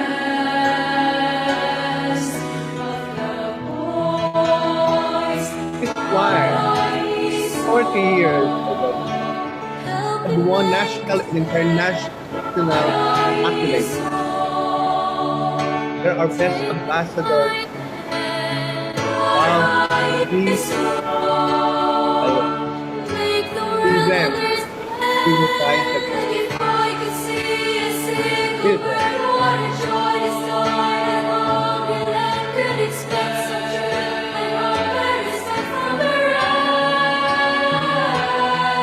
And if I could see a single bird, what a joy to start, and hungry land could expect some truth and hope and respect from the rest of the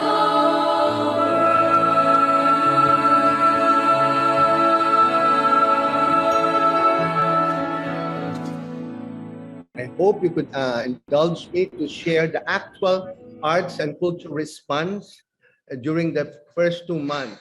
It's a short video showing 3 minutes only, showing how we artists were, I'm a member of the theater group, Kasing Sining, and a member of the Arts Council of Bohol, made up of different cultural groups, visual arts, media, music, etc., and how we first help each other, and then how we help reach out to this island community in the north, where almost 90% has been of families, of homes and livelihoods has been impacted. And that was the first, through the help of friends, networking. So networking, collaboration, cooperation is so essential for the first stages of recovery. And after that, we did a lot of, for the National Arts Month last February, we did an arts caravan. We call it Ginhawa, after the National Commission for Culture and the Arts theme, Caravan for Peace, paglaom sa ang sining ng pag-asa. For us, it's sining alay sa paglaom. Arts for peace, arts for hope. Okay, and it's a whole pedagogy using the arts, okay, which we learned from Cecile, from PETA, from the ITI, and then we had our own psychological debriefing, first aid. And then we have processed the communities, and they created themes with they themselves, the communities created their short showcases on how they responded to the damage and how they want to move on. So this is a 3-minute excerpt of that whole program of ours for Ginhawa sa Sining, or breathing for hope through the arts. Can we have that video, please?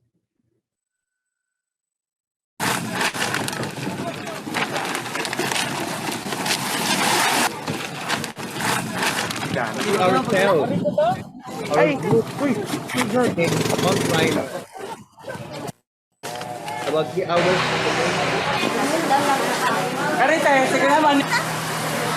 Kapag bagyo noon, o wa ka ko kabalhin, hurot jud akong anak, akong apo. Nahadlok mi kay ag tubig kanang isa ka na taga-diari na ba niya. Nanguan mi dito nang bakwit mi dito as kan. Materials from my friends, seminaries. Pag inguna niya ko, anay bagyo. Diha na. Bahala gubagbay, basta walang tinatabo na mo. Kasi! Bato! Sharing food, sharing music.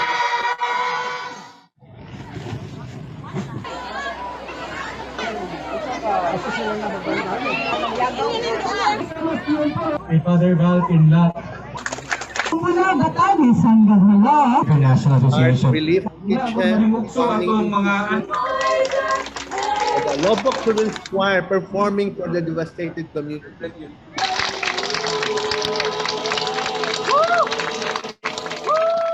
It was in January. In February, we have the Arts Month program.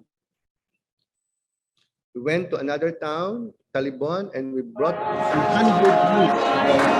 This is a youth health-driven program.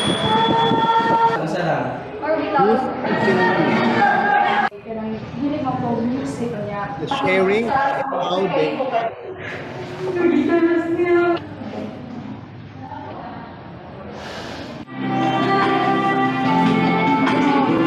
they convey their experiences in dance, music, drama, integrated arts approach. Ako ni moabot nga bagyo nga. Lumabas ako sa aming tahanan.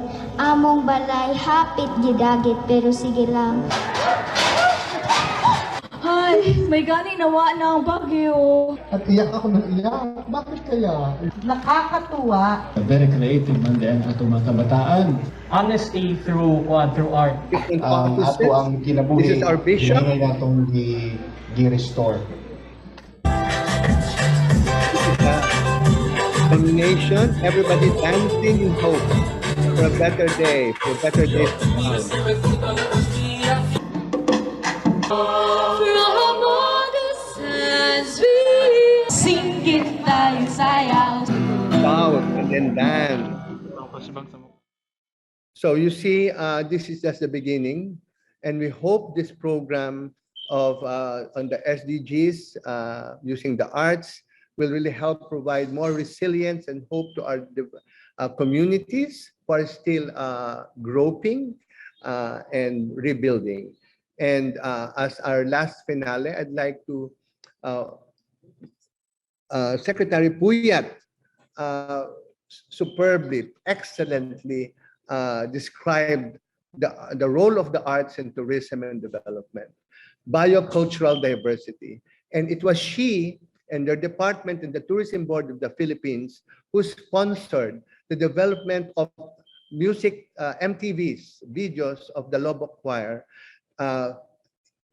as an alternative to direct tourism. So this is an output as our offering for those who are in the pandemic zone, so that we know we want to have tourism, our cultural livelihoods rebuilt, and this is the finale of the Bohol sharing on our arts, culture, and tourism. In this, the title of this video is Bahandi, Treasure. So it means our treasures will always be there, no matter what happens. Our heritage, our local industries, our local crafts, our local beliefs, and this is what we are pledging to conserve, to preserve, to promote, even in times of disaster and crisis, because in that heritage is our values, is our soul, is our spirit. So, Bahandi for all of you.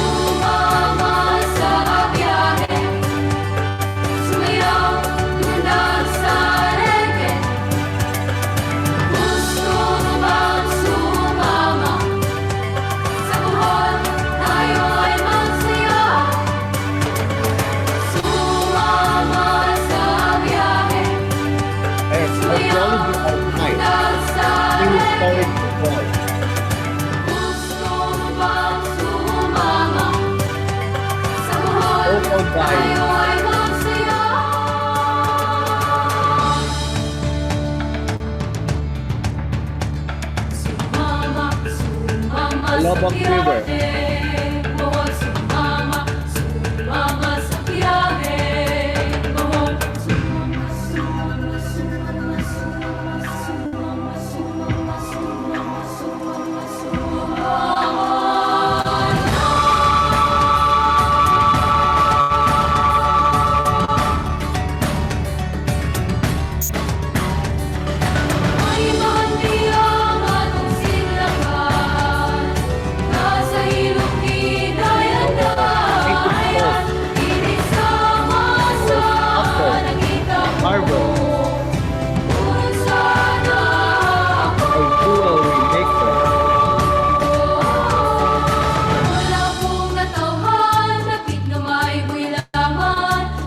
our weaver, continue to their craft, willingly.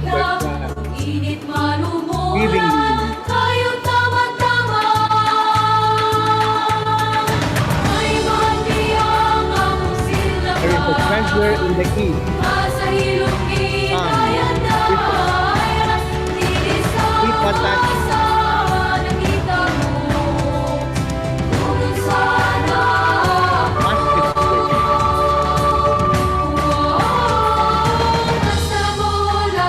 Musical instrument playing Arondalia.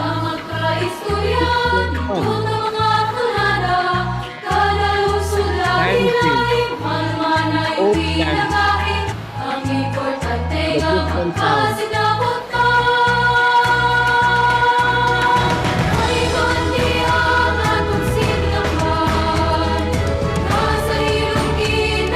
Taking calamay, coconut based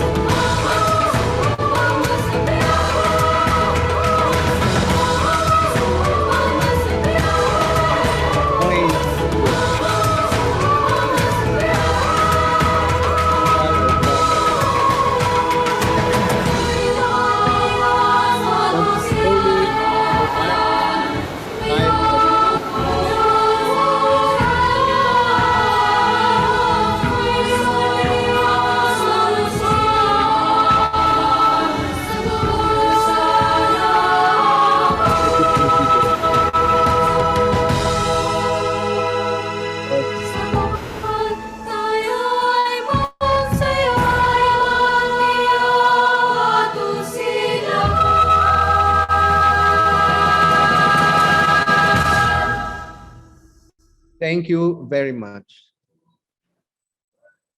Wow. So yes, no. So Bahandi, Mr. Labat, no.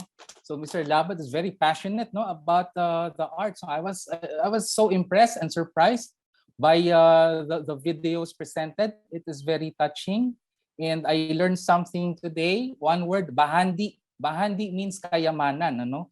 And Yes. yeah, no, and it reminds me of one word of all the videos you presented, the words you gave, no. One word, grateful. Grateful to celebrate life through music, arts, and altruism. Perfect. Thank you. Perfect. Okay, yes, thank you, Mr. Labat. Bahandi to you, Bahandi to everyone. Again, last but not the least, no. So we have the Provincial Tourism and Cultural Affairs Officer of the province of Capiz, ano? Mr. Al Dalisay Tesoro. Good afternoon po, sir. Thank you for this invitation, especially to Madam Cecil Guidotti Alvarez. After my short talk, can we have a share screen for a very short video later? Okay. Thank you. All our discussions this afternoon focusing on healthcare reform linked to sustainable tourism redounds to its implications and contextualizations in the local level, how it is best contextualized in the local government unit. Here in the province of Capiz,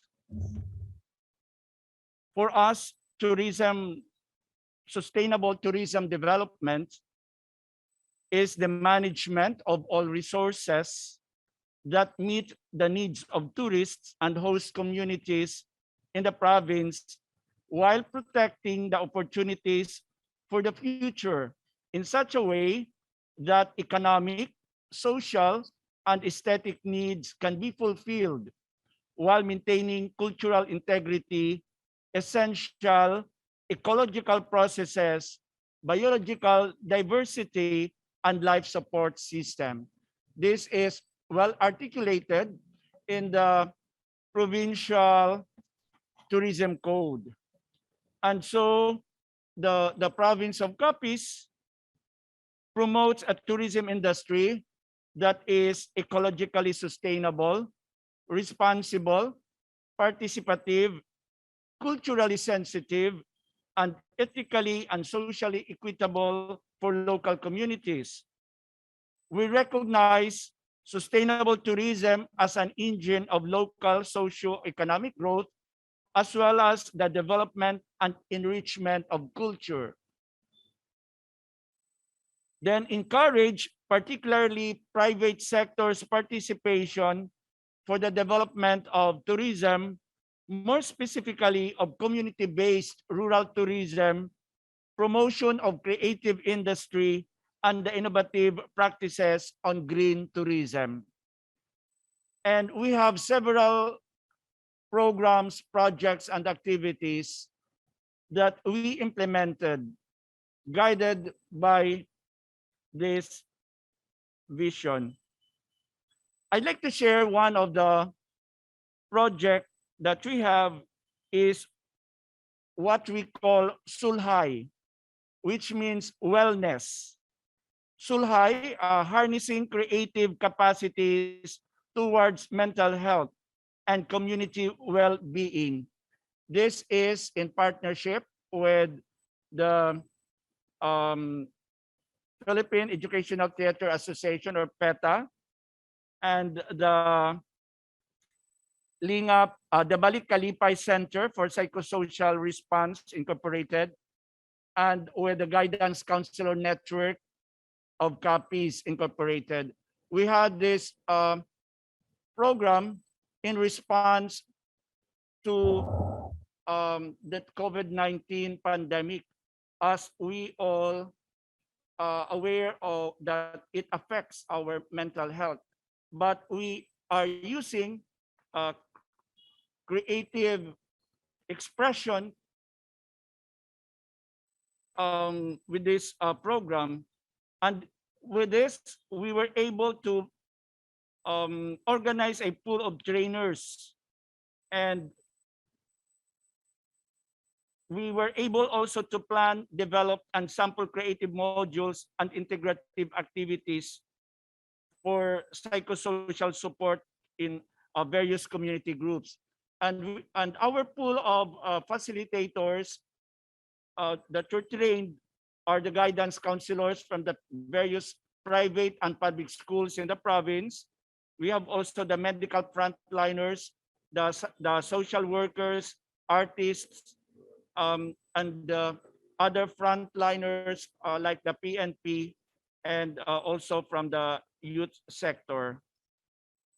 And our programs, our activities, specifically, we have this street market or manindahanta, but this is an innovation of the usual street market. We involve the farmers, specifically those farm tourism sites, the fisher folks, the artists, the artisans, and the indigenous peoples communities.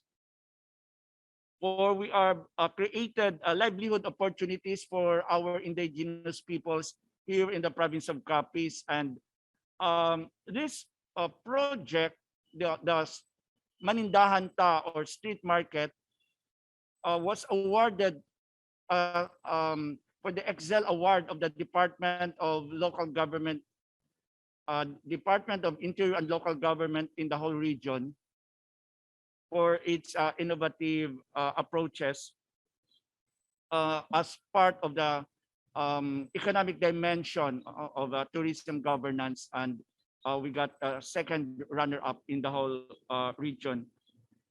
And so we espoused culture-based governance in the province of Capiz.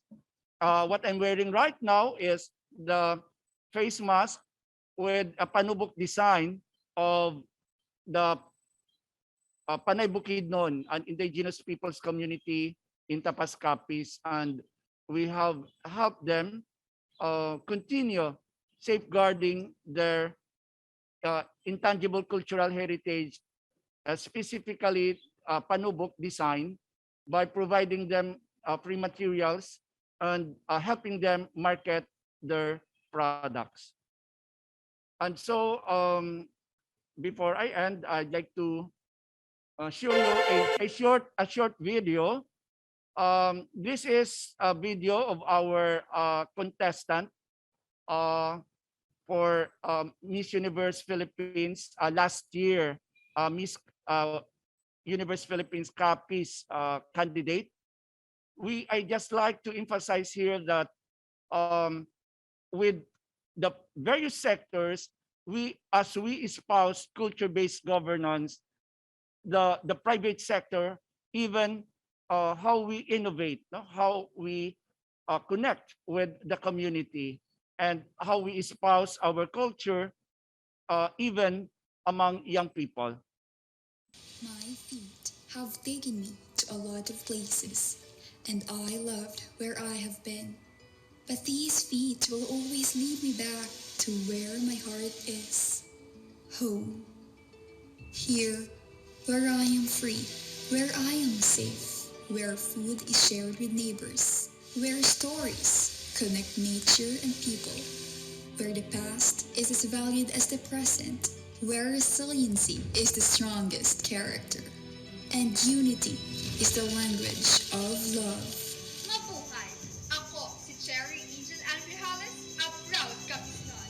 Join me as we capture Capi!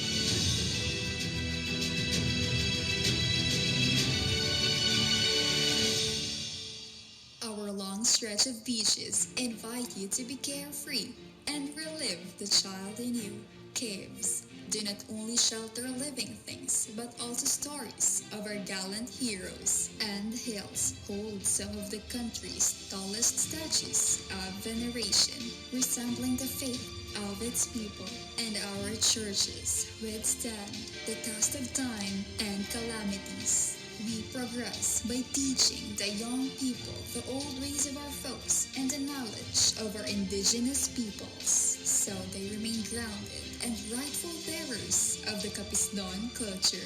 We tell our tales through our dances and chants, offer our dishes and delicacies. This is what we own, and this is what we share. Capiz is about its people, its stories. Now, let your feet lead you to my home. With our windows open, I am here showing Capiz to the rest of the universe.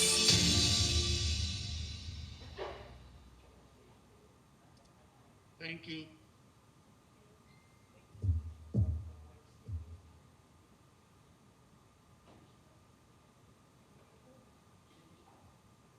Wow. So, beautiful copies, no?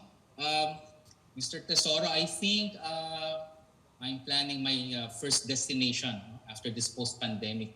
No? It makes me get motivated to visit copies. Ano? And yeah, Mr. Tesoro, I like your mask. No? It's very indigenous. It's very Filipino. Okay, and I also learned that there's this word that the panobok design. Panobok design is expresses the mask of Mr. Tesoro. No, okay, very impressive. No, and of course the highlight. No, Mr. Tesoro gave us a certain level of introspection for should I say what strategic action to optimize tourism. Okay, and Sulhay. Take note. Sulhay means wellness, mental health, and community well-being. No? So Sulhay, wellness, mental health, and community well-being. And then that panobok design is the face mask. No? And of course, prior to this, we have this Bahandi. Bahandi again is kayamanan. No? This one was cited by Mr. Laban. No? And so do we have any questions coming from our participants before we give the finale? Yes, questions so far? Probably we can entertain 2 questions.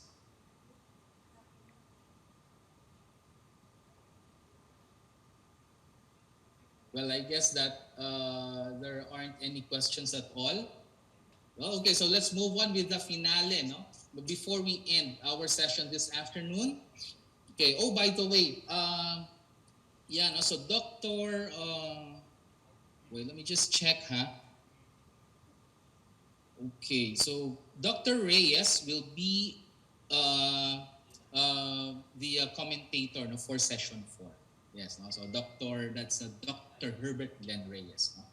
Yes. Okay, so for our finale, no, so to understand the levels of perception of our distinguished guests, the overarching concern in healthcare reform and sustainable tourism is quality of life. Goal 3, okay? Goal 3, no? Take note. Under the SDG accounts for good health and well-being. No? So this one is where Solhai comes in. No? And resonating from the messages of our distinguished international and national speakers and commentators, no? So this serve as a springboard to address the pressing issues caused by the pandemic. Responding effectively and constructively, we need inspiring leaders and passionate supporters to use scientific knowledge for the greatest good. With the compelling evidences based from scientific data, it is our moral imperative to mobilize strategic actions that would amplify the preparedness and response in addressing the health crisis. Collectively, having an effective action plan to advance the intervention of this pandemic can bolster sustainable tourism, which can generate jobs, socioeconomic benefits, socio-cultural diversity, and relatedness among tourists and local communities alike.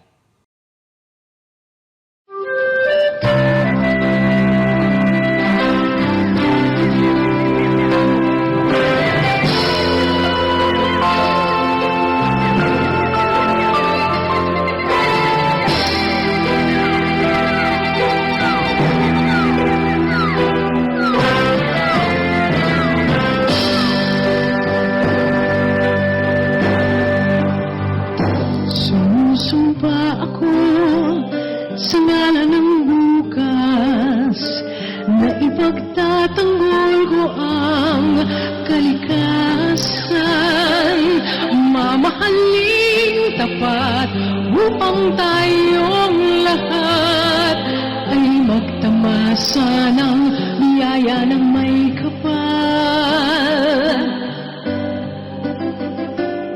Bawat hakbang nitong sumpa ay aking gagawin sa salita, sa isip at gawa, nang ang pagtatanggol sa kalikasan ay maging taos-pusong panata ng bayan. Sumusumpa akong aalagaan ko, sumusumpa akong kakalingain ko ang kalikasan at kapaligiran ko, at pagmumula nito ng bagong pag-asa. Sumusumpa akong aalagaan ko, sumusumpa akong kakalingain ko ang kalikasan at kapaligiran ko, at pagmumulan ito ng bagong pag-asa.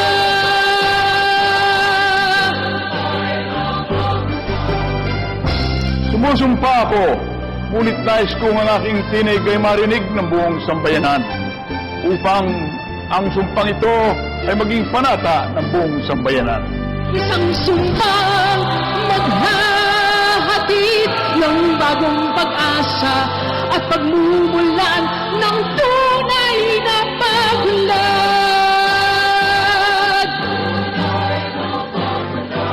Tulungan nawa ako ng may kapal.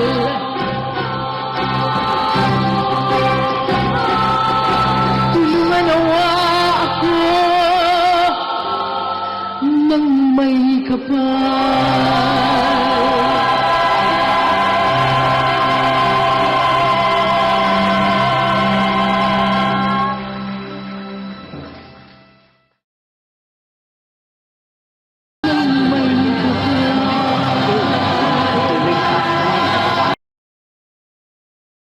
Hi everyone, I am Hassan Khabar. I am Special Assistant to the Chief Minister Punjab on Information, and I am also the spokesperson for the Government of Punjab. Punjab is the largest province in Pakistan, and it's an absolute pleasure for me to be here with you virtually and to participate in this very engaging SDGs festival. I want to commend UNESCO for all its effort, because UNESCO is one organization that has kept the culture going around the world. It has kept the narrative, the discourse around a very important aspect of our lives. Punjab is a very interesting place. It's a province of 110 million people. It is extremely rich in cultural diversity. It is the land of Indus Valley civilization. We have a fascinating history. We have a very interesting geography. There are many ethnicities coexisting within this piece of land, and I'm very proud to be associated with Punjab and being the son of the soil. Chief Minister Sardar Usman Khan Buzdar has been heading the province for the last 3 years, and he is someone who has really championed this cause. He has put in new energy into this sector. He has prompted the department to come up with a new culture policy.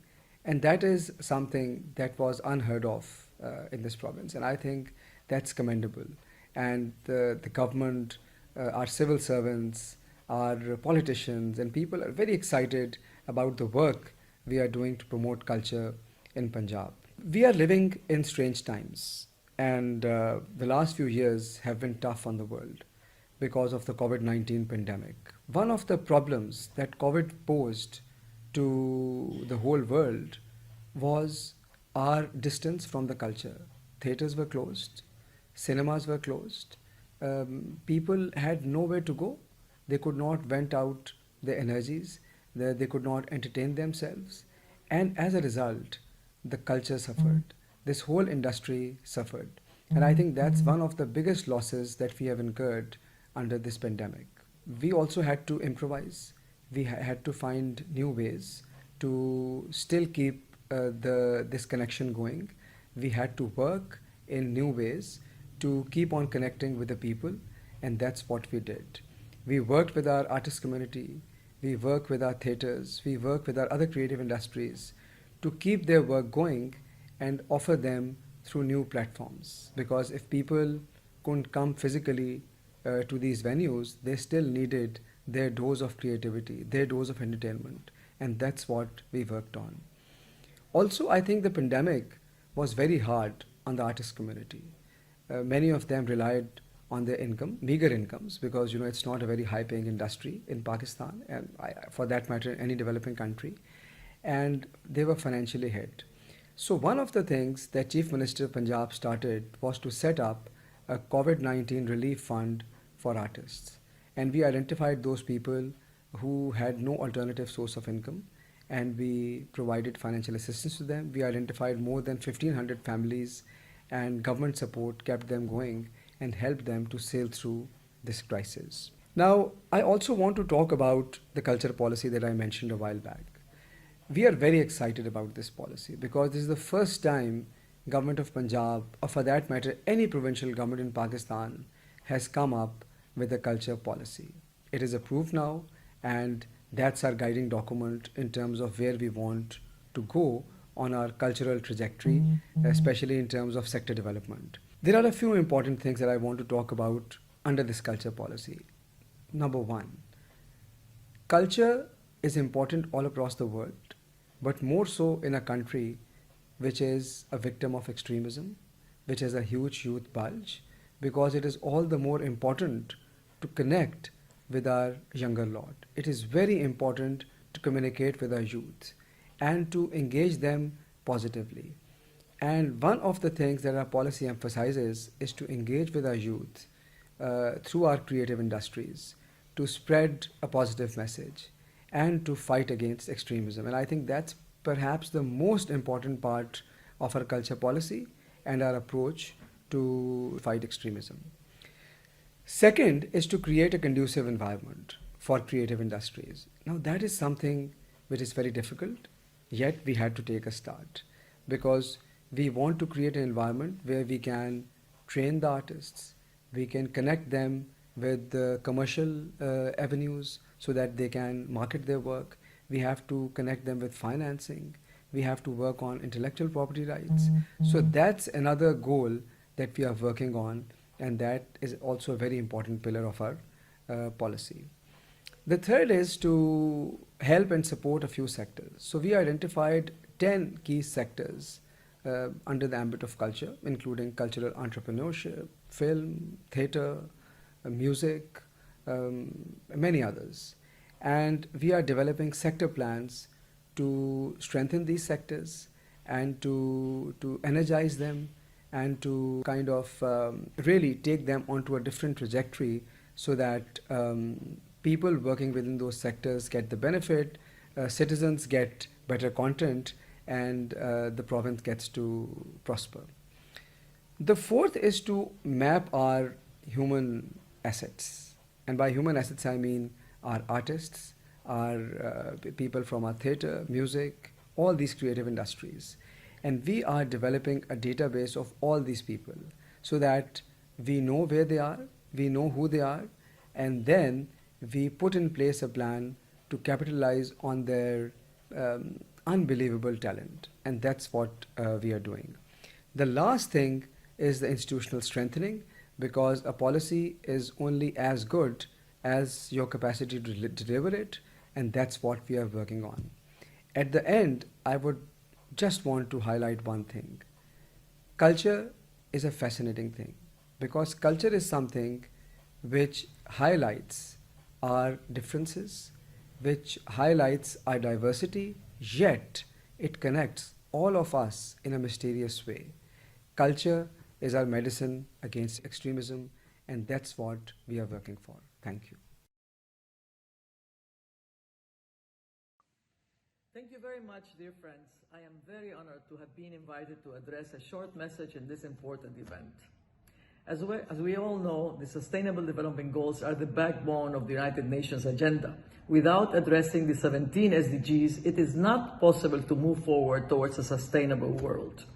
Ecuador is very committed to this goal, and the government of President Guillermo Lasso has moved on in different fronts to comply with them. Just to highlight two, I would like to mention the ecological transition policy that is being implemented in my country, Ecuador, and the goal of ending child malnutrition that was adopted a few months ago. My own country, Ecuador, and Latin America face huge challenges to stop deforestation, protect natural habitat, especially of the lungs of the planet, the Amazon, as well as our wonderful natural habitat of the Galapagos Islands. I was in charge some years ago of the mega project Yasuni, as you all know, in the Ecuadorian Amazon, which was an innovative initiative that looked to maintain the oil down the earth in exchange of international support for development projects and efforts in Ecuador. More recently, just a couple of weeks ago, President Guillermo Lasso announced in Glasgow the expansion of the marine reserve of the Galapagos Islands. The new 60,000 square kilometers will be added to the current reserve of 133,000 square kilometers that will make a total of almost 200,000 square kilometers. The new marine reserve will protect vulnerable species of great importance in one of the most fragile and environmental richest areas in the world, and at the same time will contribute to the fight against climate change. This event would be a wonderful opportunity to discuss these and other initiatives. I would like to congratulate my dear friend Cecilia Alvarez, who has done so much, and for her idea to popularize the SDGs as this important event in the Senate of the Philippines, especially through the medium of art. This fits perfectly with the concept of RESILIART, recently developed by UNESCO, and also intended to heal traumas and scars caused by disasters and civil conflict throughout the world. I'm glad that my friend and dear friend, former President of Guatemala and former Secretary General of Central American Integration System, Vinicio Cerezo, who is also sending a message to the Manila Forum, is working with the South-South Cooperation Council under the chairmanship of another very good friend, Victor Sebet. I wish you all success in this important event. The more countries and people that are engaged in this effort, the more likely we will be able to comply with the SDGs. Thanks to all of you for giving us the inspiration to continue in this path. I send you my warm regards from Washington, D.C. My name is William Dow. I'm the mayor of the city of Cartagena, Colombia. And it is a pleasure for me to send this message to organizers of the UNESCO-sponsored Conference on Sustainable Development Goals. All the more as we are in process of establishing friendship agreement with the host city of Manila. We have a great deal in common, as the walled city of Intramuros is a cultural, historic treasure, whilst the walled city of Cartagena is declared a World Heritage Site by UNESCO. Both our cities are important international tourist destinations and have suffered enormously because of travel restrictions imposed as a result of pandemic, but we are slowly recovering. And as we look towards the future, it occurs to us that just like in Manila, cultural tourism ought to be at the center of our planning process. It is for this reason that we intend to place cultural exchanges, especially in the field of music and dance, at the basis of our planned future activities. Challenges to reach Sustainable Development Goals, SDGs, are enormous, and we are particularly conscious of the need to tackle the problem of climate change, as Cartagena, like so many other coastal cities, is suffering severe consequences as a result of climate change.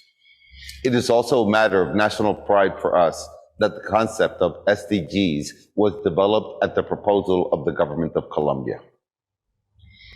My administration is tackling poverty, health, education, and also climate change as our absolute top priorities, especially in view of hundreds of thousands of displaced people, the result of our long armed conflict. So peace building, following the accords reached by the national government with guerrilla groups, is also an important task. In the international sphere, we note that issues confronting Africa are one of the priorities of the Manila SDG event. We participate in this process because the large majority of our population is of African descent. We are building links with Africa and its diaspora and are in the process of establishing twinning arrangements with many African cities. We are grateful to Mrs. Claudia Turbay, ambassador to 18 West African countries and a resident in Ghana, who is helping our efforts, especially in the country of Ghana. I was pleased to note that Ghana will play an important role at the SDG Resilient Festival Forum and workshops in the Philippines, supported by the Senate and the Office of the President, and that the South-South Cooperation Council, which is helping us in this process, has established its headquarters for African regions in Ghana. Thank you very much, and we look forward to meeting you all in person. Best regards.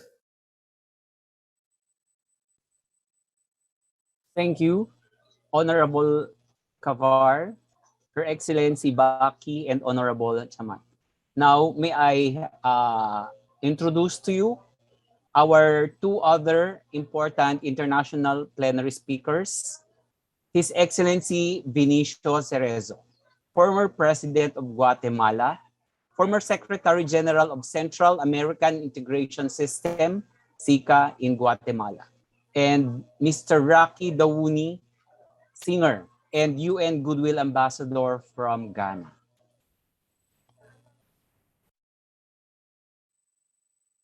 Senators, congressmen, ministers, ladies and gentlemen, representatives of the government and civil society, for me, as the former president of Guatemala and former Secretary General of the Central American Integration System, SICA, it is a great pleasure to send this message to the SDG Manila event, which is being held in the Senate of the Philippines.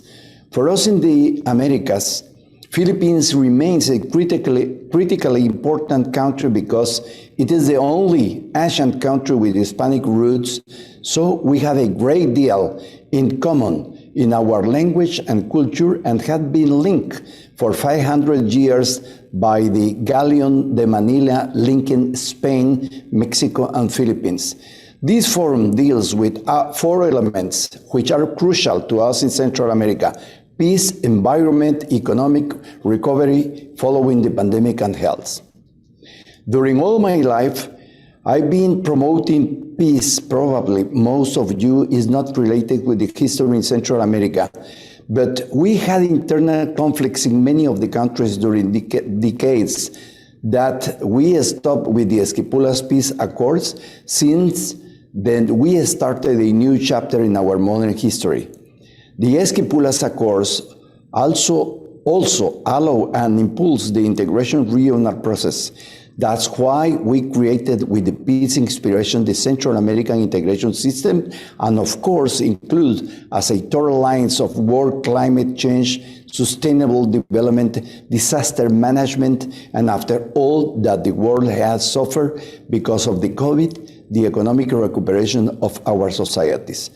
I also note that a great deal of attention will be paid to Africa and its diaspora, as well as indigenous peoples, and I want to emphasize that this is of great importance to us in Central America because we have significant number of people of African origin, and indigenous cultures are a sense of great pride in our development for several thousands of years.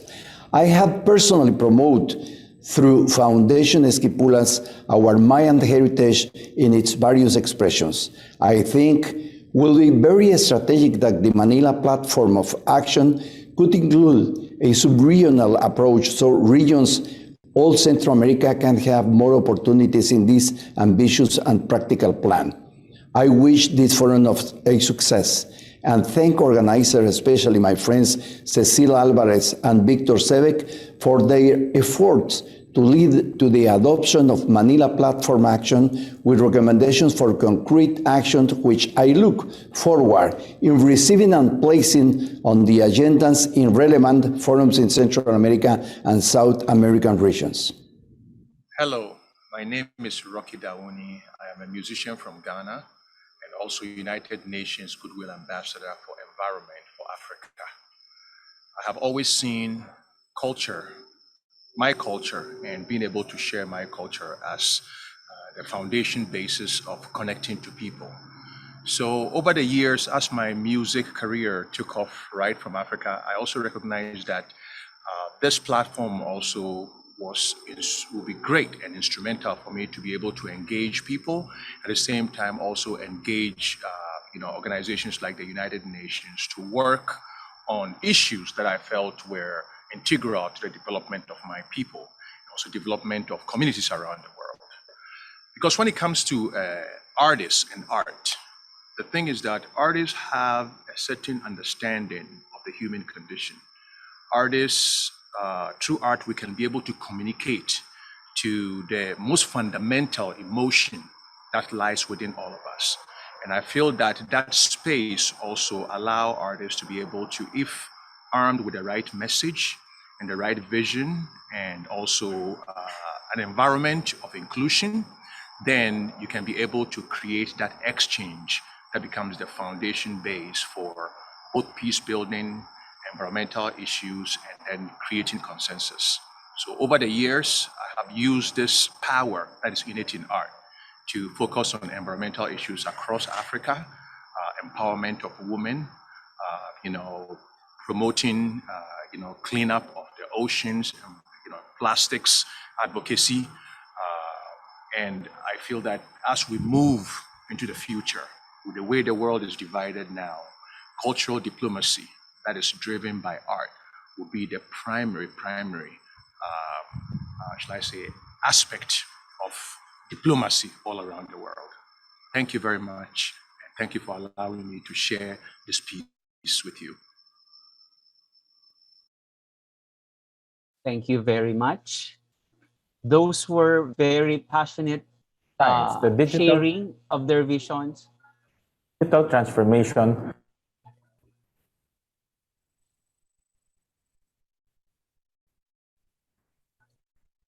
Sorry.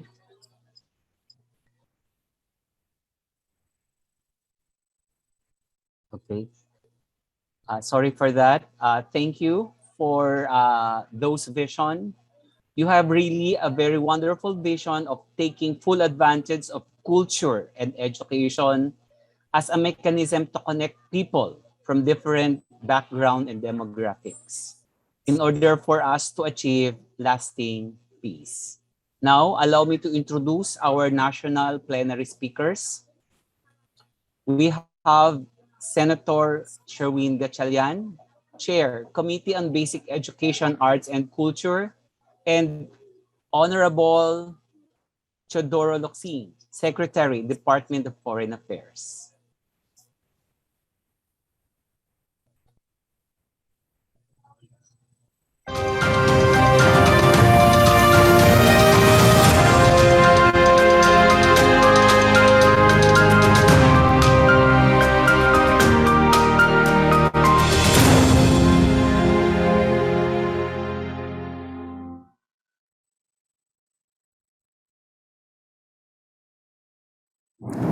Earth Savers Dream Center Director and UNESCO Artist for Peace, Cecil Guidote Alvarez, fellow lawmakers and workers in government, fellow SDG advocates, and to all the participants of the Global SDG RESILIART Earth Saving Festival Forum and workshops.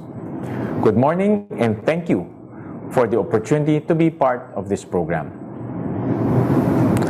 As chairman of the Senate Committee on Basic Education, Arts and Culture, I strongly believe in the importance of transforming our education system to make it more inclusive and more resilient. And this is what we will seek to push in our legislative agenda. Before the pandemic hit, we saw that our education sector was already in the midst of a crisis. This situation was aggravated by the COVID-19 pandemic, when children were confined to their homes and struggled to learn under the distance learning setup. While the pandemic posed a great challenge to our schools, it also opened up opportunities on reimagining our education system.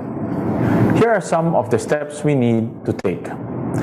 First, we have to get our children safely back to school and mitigate the effects of school closures. We also have to prioritize the digital transformation of our education sector and the closing of the digital divide. This is to help with learning continuity when we face emergencies and calamities. Most importantly, we have to ensure that both our learners and teachers are receiving education of the highest quality to ensure their readiness for the post-pandemic world and beyond.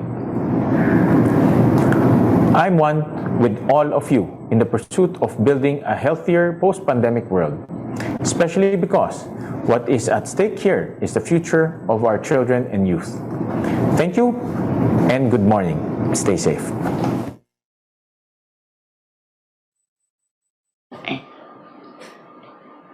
Secretary Teodoro Locsin has been very supportive of this program for cultural diplomacy and says maintenance of peace and combating climate change are critical issues of our time, and failure to address these issues put all our past efforts in vain. And of course, maintenance of peace is one of our foremost concerns. Let us not wait for conflict, violence, and crimes to make us value the peace we have. Climate change, on the other hand, has made our country even more vulnerable to natural disasters. The effects of climate change can quickly erase socio-economic gains and hamper economic growth and lessen our chances of sustainable development. He commends the Earth Savers to bring together the countries of the regions through art to achieve greater awareness on peace concerns and deliver climate justice in the region. Likewise, we arts or the sense of cooperation from the Department of Education, which was called in by Yusek Tunasito Omali, as well as our Secretary for Small Enterprises, which is Secretary Joey Concepcion, which extends his support for the concept of promoting the indigenous people's creative arts products.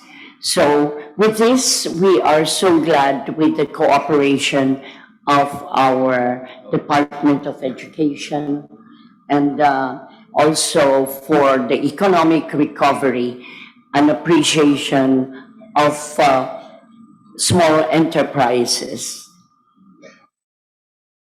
We expect, of course, the Department of Foreign Affairs giving us the support for our resolution collective from all the different participants to be submitted to UNESCO and the Division of Economic and Social Affairs at the United Nations. Thank you. Thank you very much, very honorable sirs, for sharing your insights and for echoing the support and commitment of the Philippines towards the achieving of these sustainable development goals. Now, let's go on and listen further to our interactive commenters. We will begin with our international guests. May I just remind that each interactive commenters is given 5 minutes. Our first one is Mr. Abdulhamid Al-Saleh, Cultural Diplomacy, Saudi Arabian Society for Culture and Arts, Kingdom of Saudi Arabia. Assalamu alaikum wa rahmatullah. Dear Madame Cecile Alvarez, dear Dr. Victor Sebek, and to all our colleagues and friends who are with us in this very important forum, I say thank you for giving me the honor of sharing a thought from Riyadh, the Kingdom of Saudi Arabia. Cultural byproducts have always been the historical means of communication between the humanity, by means of sharing the artifacts, the heritage, size, literature, clothing, food, distinguished music, and etc. But in our modern world, and given the complications of human lives on Mother Earth, our life has been infested with pollution, poverty, greed, extremism of ideological opinions, conflicts, armed conflicts, and recently this pandemic that is swamped the lives of many people, and however we are hoping to get over it soon. In all these factors, culture is proving more and more its might and great impact in connecting people and paving the road for mutual understanding and in hope of peace and cooperation towards a prosperous world. We in Saudi Arabia are in the heart of the Arab Islamic world and are major contributors to the global economic stabilities, and we exercise this role wisely and in harmony with the globe. And we also in the kingdom are host to millions of expats who work, thrive, and they come from all over the world, live in peace and tranquility. And that is one of our major advantages in exercising our cultural diplomacy that comes from within our society and be exported to the world. And we also we live in a land that is host to historical civilizations and prehistorical, in fact. And we are now exploring, and we share it. We share it with the world by means of beefing up our cultural operations, for which we have 11 specialized commissions under the umbrella of the Ministry of Culture, and as well as hosting world-class events coupled with opening the kingdom to international tourism. We believe that for cultural diplomacy to be effective, indigenous culture must be enhanced, refined, supported, and that will make it to be ready to be shared with the world societies, which we are now partly doing, and we have lots of plans to this regard. And to that particularity, I'm happy to announce that in line with the philosophy of the South-South Cooperation Council, to whom I am honored to be a member of its advisory board, we are now working closely with the local concerns in the kingdom to hold a festival that will gather Latin, Africa, and Asian artists and cultures in the Kingdom of Saudi Arabia, and we hope and work for that to materialize in the near future. I thank you all for giving us all the beauty of your souls and all the knowledge that I have been exposed to during this wonderful forum, and extend to you my love and with hope that we all will gather soon in Manila and in Cartagena, in Ghana, in Riyadh, and enjoy the beauty of cultural diversity. Thank you very much. Thank you very much, sir.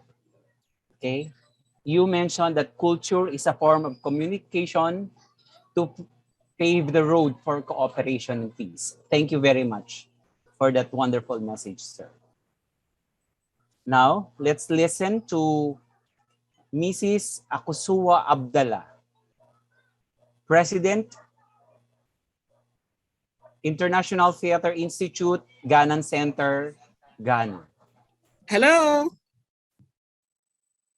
Hello, can you hear me? Yes, ma'am. Hello, everyone. Good evening. And thank you for this beautiful opportunity to add my voice to the ongoing discussion on cultural diplomacy. My name is Akusua Abdallah. I'm the director of the Community Education and Youth Development Directorate of the National Commission on Culture and the Ministry of Tourism, Arts and Culture. Cultural diplomacy is one of the major tools a country can use to voice its interest and position to the world. It gives a variety of platforms and opportunities for constructive dialogue, just like the one we're having presently. In Ghana, the cultural wings of embassies, such as the Goethe Institute, Alliance Française, British Council, they have all curated events that promote cross-cultural communications, especially with the creative art industry. In practice, I have witnessed the diplomatic corps in Ghana, led by their dean, Colombian Ambassador Claudia Turbay Quintero, who has constantly, tirelessly, and culturally connected her colleagues to contribute to the cultural development of the country. Recently, the Colombian Embassy, the South-South Cooperation Council, Adela Studios, and ITI Ghana collaborated to execute a docu-fiction titled Ulysses of Ghana. This happens to be an adaptation of The Slaves by Mohammed Ben Abdallah. The project captured the opinions of cast and crew on the global issues of racism, discrimination, and emancipation. Hopefully, this product is ready, so look out for the premiere very soon in a theater or film festival around you. Now, what is the climate change scene in Ghana? The government of Ghana embarked on a series of initiatives to curb the impact of climate change by planting 5 million trees. Yes, you heard me right. 5 million trees were planted in a single day. And this was done to help regrow the country's forestry. Now, as head of a youth agency, our mandate is to train the youth in acquiring skills in vocational trade, the performing arts, which includes music, dance, drama, puppetry, and sporting activities. During our flagship vacation camp, participants are introduced to a series of recycling workshops that trains them on how to repurpose glass and plastic waste. These young practitioners are encouraged to create decorative pieces out of glass bottles and pencil cases out of plastic. What are our artistic intervention strategies? In Ghana, Theatre for Development, Theatre for Change, Theatre for Extension Communication has been used extensively in addressing the theme of preventing early child marriage, teenage pregnancy, and harmful cultural practices such as the trocosi system. This trocosi system is a traditional practice that enslaves young girls, forces them into hard labor for several years, and sometimes they're required to perform sexual acts. Some of these issues are quite sensitive and detrimental to mankind. I strongly believe in the concept of cultural diplomacy and its ability to diffuse harmful traditional practices. Our world has new challenges, and embedded in these challenges are vast opportunities. These opportunities that ought to lead to a rethinking, a reflection, and pondering over the role of culture. The power of positive culture is soft power, which allows for building of bridges and connecting sites where other powers fail. I believe as a people, we should continue to build bridges post this beautiful conference. I'd like to congratulate Cecile and Victor for a beautiful work done. And thank you for your attention. From Ghana, we say Medasi. Thank you very much, Paul. Culture, you mentioned that culture gives a variety of constructive platforms to encourage cross-cultural communication. And in your experience, theater has been used extensively as a medium to diffuse harmful traditions. I think that's very wow. And another wow was the planting of 5 million trees in a single day. Thank you very much, ma'am. Okay, another one, the third one to share her comment is Mrs. Ana Marta de Pizarro, Co-President, Colombian Center, ITI, Colombia. First of all, thank you for Cecile and Victor for inviting me, and thank you for all of your interesting participations. I want to talk about festivals, culture, diplomacy, and movement. There are plural encounters, a great cultural party, a space of freedom and tolerance, a mirror of society that reflects all complexity. It is also a popular festivity that opens doors and celebrates diversity, helps in the construction of social fabric, creates bridges, areas of dialogue, opens opportunities to discover the cultural wealth of one another and the others. Festivals are the most complete way to discover creators, new trends. They are a selection center and above all a tribute, especially during these days, a tribute to live shows that are the here and the now, the testimony of beings in certain moments and spaces. And this happens not only in the festivals of performing arts, but also on cinema, music, and plastic arts.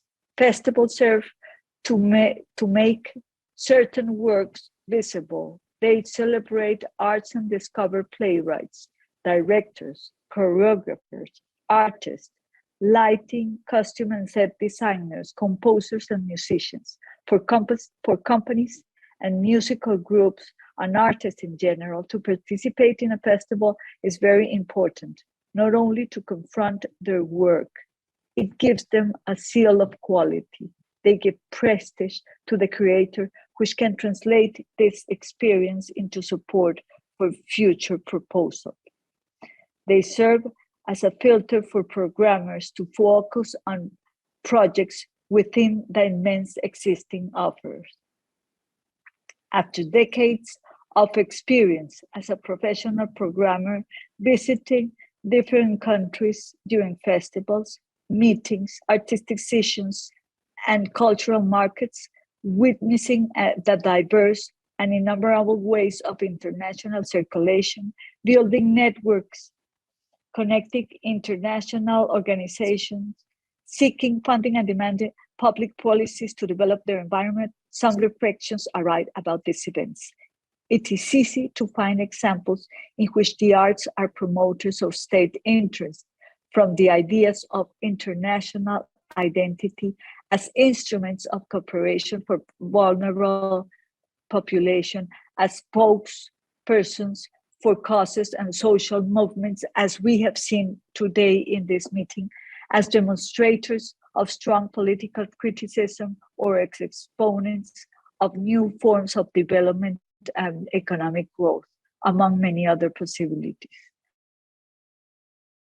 At the international level, festivals have a permanent presence in the foreign policy agendas of countries used in time crisis, or generate energetic ties that facilitate possible alliances, cooperation, or exchange through circulation and mobility of artists more as a necessity rather than a desire. If we expand the traditional limits,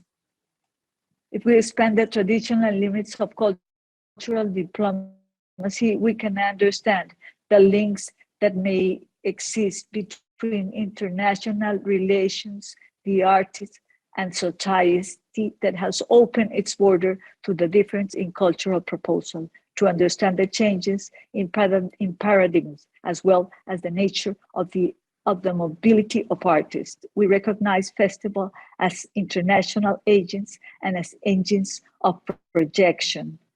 and strengthening of the living arts as places where important collective benefits can generate in the field of relations between countries.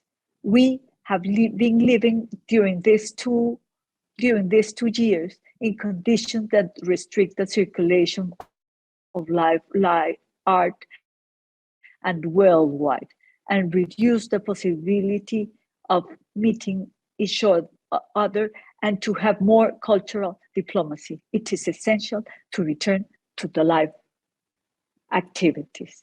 Thank you very much. Thank you very much, Mom. What I have taken from your statement is that creators create bridges and festivals have permanent space in international arena to allow mobility of artists. Thank you very much, Mom. Another one to give his comment is Mr. Neko Sparks, Chief Executive Officer, NairoX USA. Sir? Thank you. I appreciate the time tonight. I come from the industry of cryptocurrencies and blockchain technology. And I recently came back from Dubai, speaking at a conference there. And what I found exciting is the role that blockchain and cryptocurrency plays in terms of utilizing the arts to not only tell stories that relate more to the peoples of the world, but also it allows these stories to be told and distributed without reliance on borders. And what I mean by that is if we look at what's happening in the Ukraine and with Russia, you can see that the media pretty much has control on what the people see and what the people hear, and how that information is distributed and disseminated. With blockchain technology and the movement of cryptocurrencies, it's decentralized, so these stories can be told, and people can be heard on a wider level without government or regulatory interference. And I think that this is, beneficial in terms of the arts and the stories that can be told, across and without borders. Thank you very much. Now, let us listen to the interactive commenters from the Philippines. May I call on Miss August Melody Andong, co-chair ITIPH International Playwright Forum. Good evening, good morning, good afternoon to all our audience. Can I be heard clearly? Yes, ma'am. Okay. Yeah. First and foremost, I would like to thank the International Theater Institute Philippines for this event and invitation with regards to Sustainable Development Goals RESILIART Festival, and of course to all our guests and speakers for today's session. This is quite a very good sharing of the various initiatives of our cultural workers, artists all over the world when it comes to realizing the targets of the Sustainable Development Goals using our very own tool in terms of arts and culture. And it's really unifying to think that us, cultural workers, practitioners, professionals, development planners, and various sectors are joined together and discuss what can we do to really uplift the lives of people through our art and our values, our attitude, especially now that in SDGs we have of five focus P's, right? The people, planet, prosperity, peace, and partnership. And partnership is a very, very important one in order for us to really do a good change, no? And influence various sectors also, in terms of we have to start doing something now to save our earth than doing it tomorrow.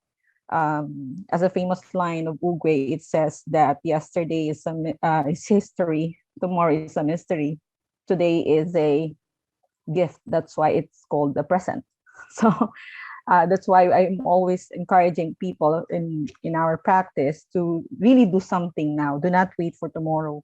But if we can make some changes in terms of culture, in terms of using our art form to connect and communicate in order to bridge the gap between policymakers and practitioners, professionals, in order to do something and make that change, then we should take the big step of doing such kind of action.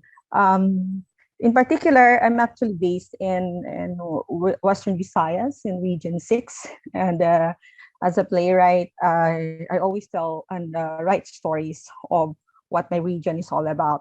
And some of the great stories of the women that we have here for survival. On the other hand, I'm also an economic development specialist.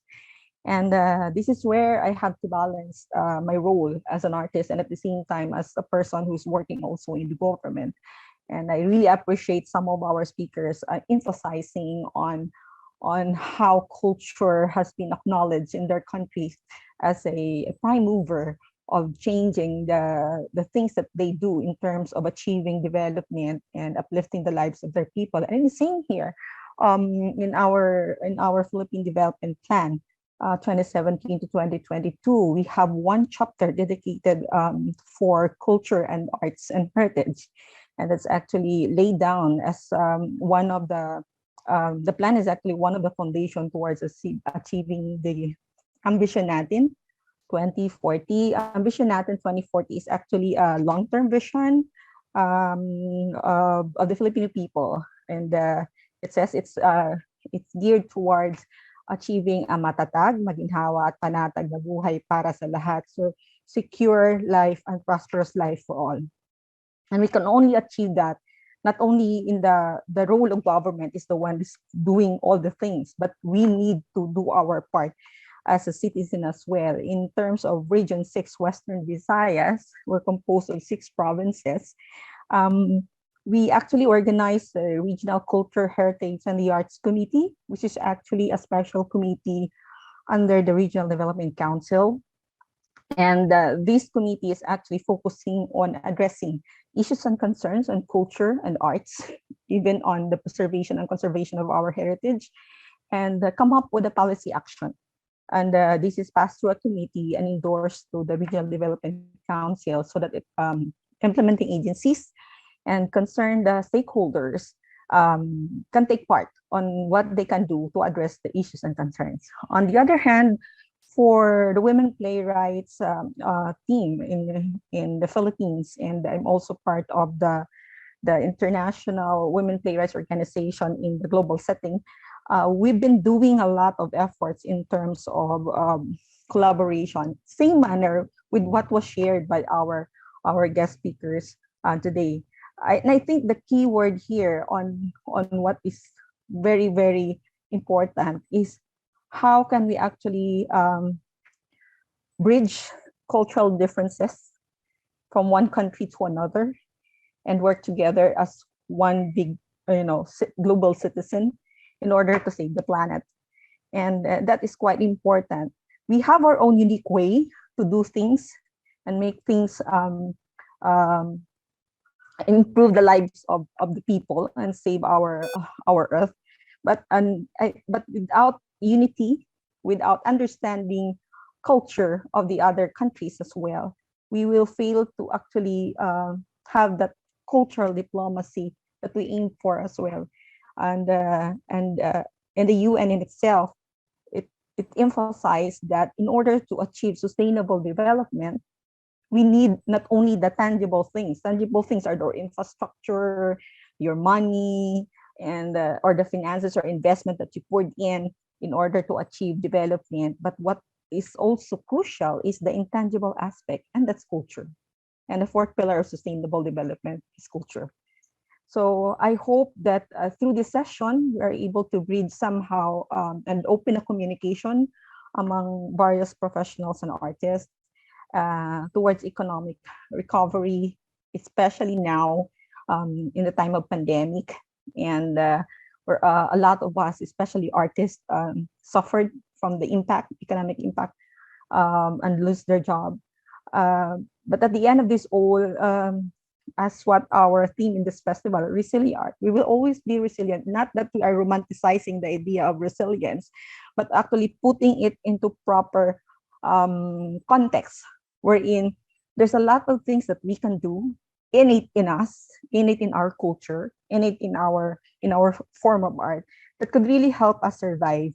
And climate change can happen, yes, but eventually we as people can adapt to it as long as we continue to innovate, sit down together and think of co-creation models that can actually help us overcome any challenges brought about by natural hazards and environmental challenges. So, and I hope I was able to put in some of the good context in this discussion. And I hope I would like to pose also a challenge to all our audience right now that in this particular day, what do you think can you do in order to make and contribute the change towards achieving sustainable development? Thank you. Thank you very much, ma'am. Okay, so that's the challenge for us. And you have already somehow stated that we need to do our part as a citizen of our immediate community and as a citizen of the world, because we also have our role as global citizen, regardless of our profession. Thank you very much, ma'am. Okay, now let's listen to Dr. Anton Juan, Chairman of ITIPH International Playwright Forum. Good afternoon, everyone. And it's my honor to be back here at the Philippine Normal University. My mother studied here long, long ago. And of course, the great playwright Severino Montano had his Arena Theater, which is a very important and significant part of our Philippine theater history. So, concurring with the venerable speakers before me, cultural diplomacy centers on the shared trajectory of international humane development. Significantly, the arts also have responded to crucial issues and the vision that no peoples, especially peoples made vulnerable by inequity and social injustices, should ever be forgotten. Their stories, their narratives, their memories that move into histories. But what do we memorialize? In these fragmented days of a world that is on edge, it is important to be aware of issues confronting us. And this is the responsibility of the arts. War, migration, refugees and the migration regime, authoritarianism, and also the loss of regard for human life and this incredible conflict involving armed killings. So the environment is also like this. When we forget life and human life, we also forget the environment. The ITI has prepared some monologues that respond to these, and we will see one of these later on. But it is also for this reason that the International Playwrights Forum was, during the pandemic, pensive about how to create a global atmosphere of being together in a time of crisis. And we thought of launching the global competition for emergent artists around the issues of the social development goals of the United Nations. No, not yet. Hold on, because okay. So the compass of culture has changed. Geopolitical transformations and global emphasis on cultural, diplomatic, economic, and communications contexts, historical schisms and ruptures, leadership and management relocation of focus to the employment of the arts as humane development, and most of all, social, health, environmental conditions, and urgent issues have changed our idea of a cultural center. So now when we speak of a cultural center for the arts, we first speak of the meaning of the center. And that center is the womb, the heart, the hearth of the artist. The systematized totem of dominant centers of cultures has now exploded into galaxies of creative networks, into pathways, collaborative pathways towards other cells and cradles of creative initiatives. And the center of the culture in its evolving movement is wherever the artist is, performing, creating, thinking, writing, painting, dancing. That is where the center of the arts is. Wherever the artist is, that is where the center is. And it is going to be like a ripple from the artist speaking outward into the world. We offer you this video that we have created to show multicultural influences contained in a classical work of art of play Antigone by Jean Anouilh, which is also influenced, of course, from the original Antigone of Sophocles, but which contains the different Antigones that have happened all over the world in socio, political, historical, and aesthetic contexts.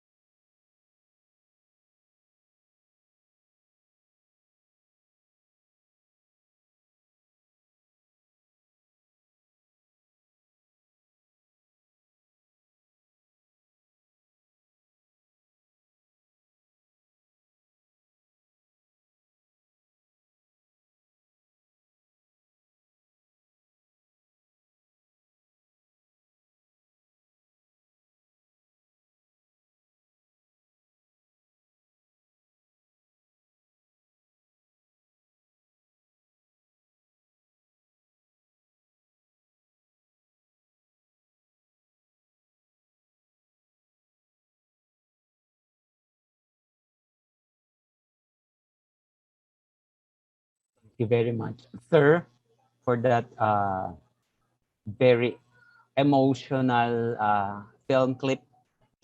What I have from your talk is this is the phrase or the statement that struck me.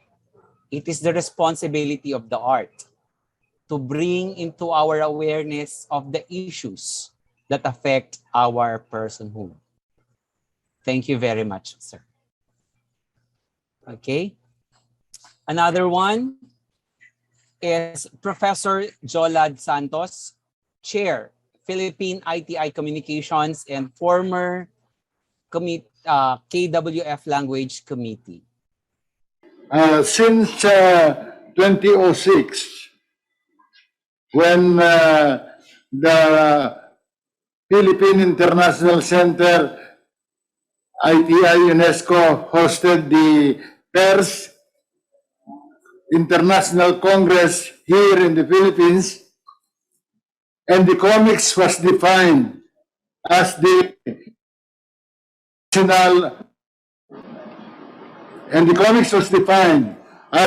illustrated theater of the world. We in the comics industry was forced to revisit the history of comics, and it was founded in officially in 1924, when the father of the comics industry, Antonio S. Velasquez, founded the comics business, and he created Kenkoy, and from that day, the comics became a part of Philippine culture. Part of revisiting comics is the review of the artists in the illustrated form, and we found out that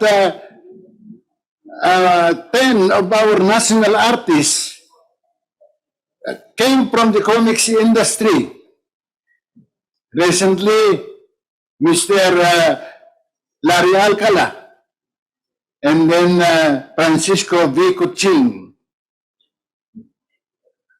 But earlier, Mr. Fernando Amorsolo, a best friend of Mr. Tony Velasquez, the founder of the comics industry and the author of Kenkoy, Mr. Amorsolo did many comics illustrations, and he became inspirations to many budding artists. Then came Vicente Manansala. Vicente Manansala, also a national artist, came from the comics industry. And one famous artist is Francisco Botong Francisco, whose novel Siete Infantes de Lara also was filmed, starring Manuel Conde, a national artist also.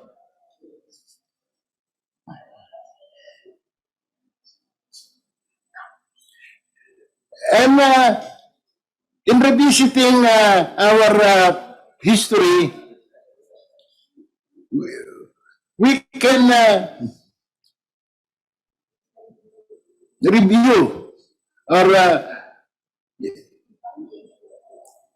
most of our early artists in the comics industry are really responsible in their creation, wherein earlier we can trace their projection of the SDGs, which we are very much part promoting it. Now that the comics industry or the comics artists are using the social media in their works. The 17 SDGs are part and become part and responsive and very responsible, the comics people, in injecting the SDGs, especially the Zero Hunger Program, the Zero Poverty Program, and informing the people, our readers, on how the armed conflicts are really destroying our planets. Our abuse in the environment also are part of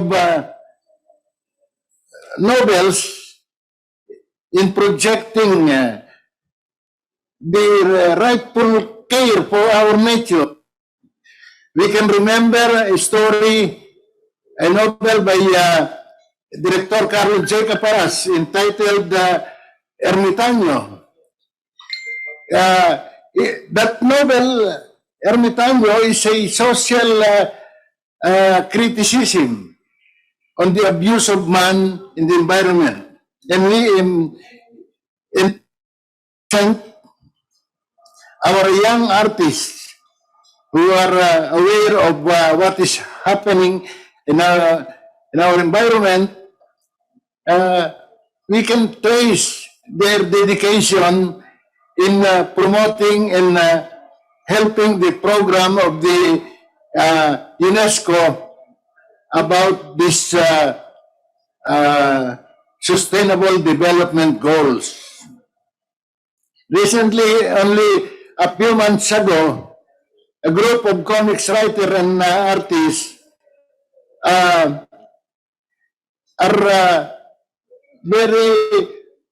all keen in reviving the industry, and namely, it is headed by a professional, an old editor, writer, Mr. Sil Evangelista, whose almost 50 years of his, the best years of his life was dedicated in the comics.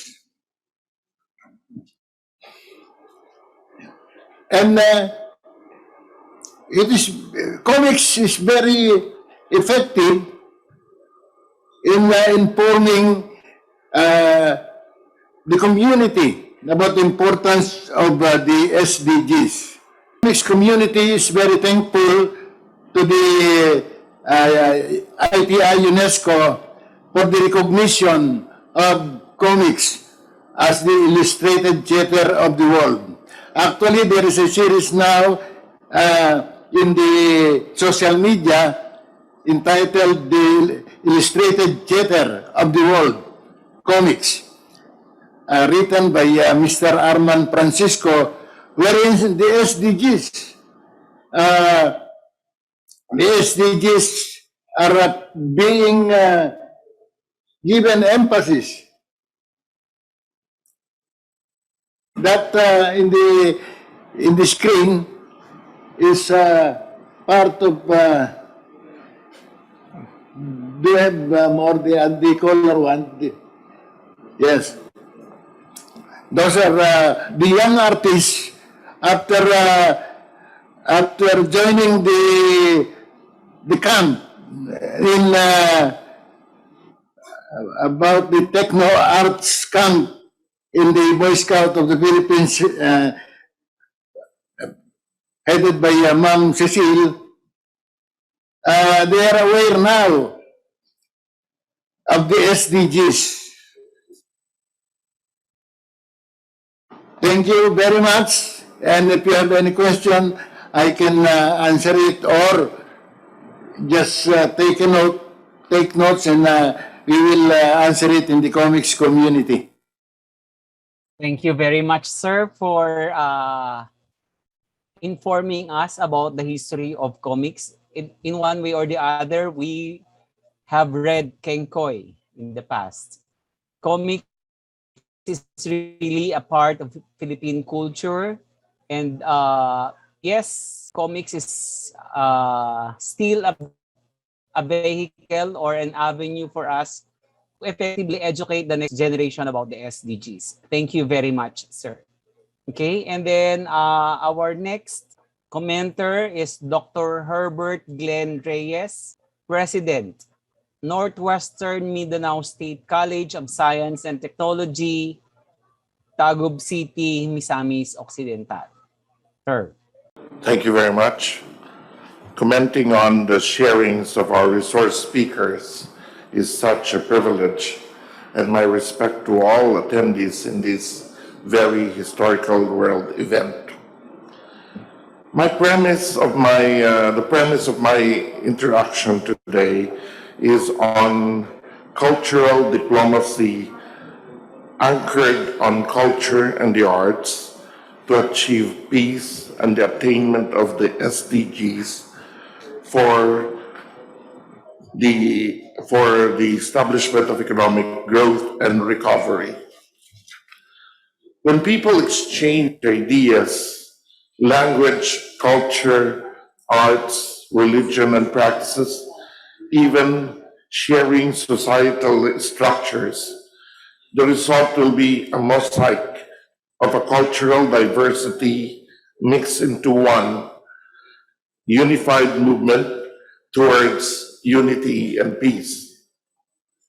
There are certain factors that we can glean on it.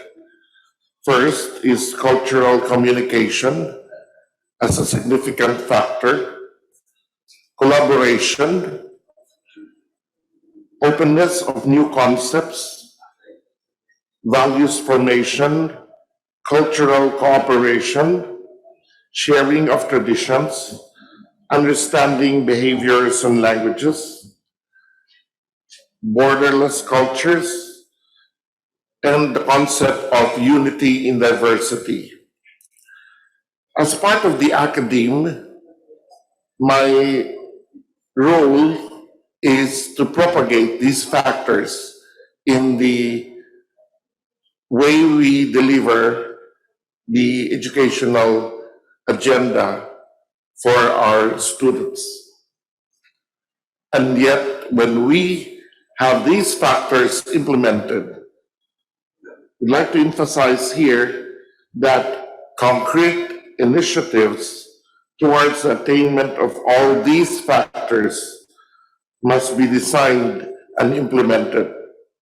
So it's not just that SDGs are promoted, but rather it has to be concretized. This forum is a concrete example of how we propagate the consciousness of the SDGs. From this event, we will be able to bring out concepts.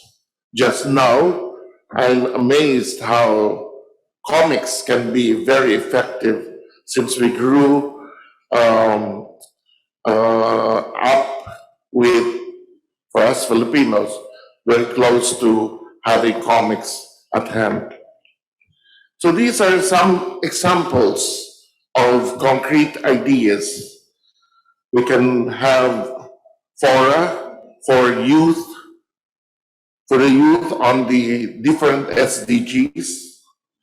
Immersion and cultural sharings bring understandings on language, behavior, character, and even the thinking of our young people. We can have arts exchanges through performing arts, promotion of borderless countries through films, festivals, and theater. One area that we need to develop and be aware is the importance of database.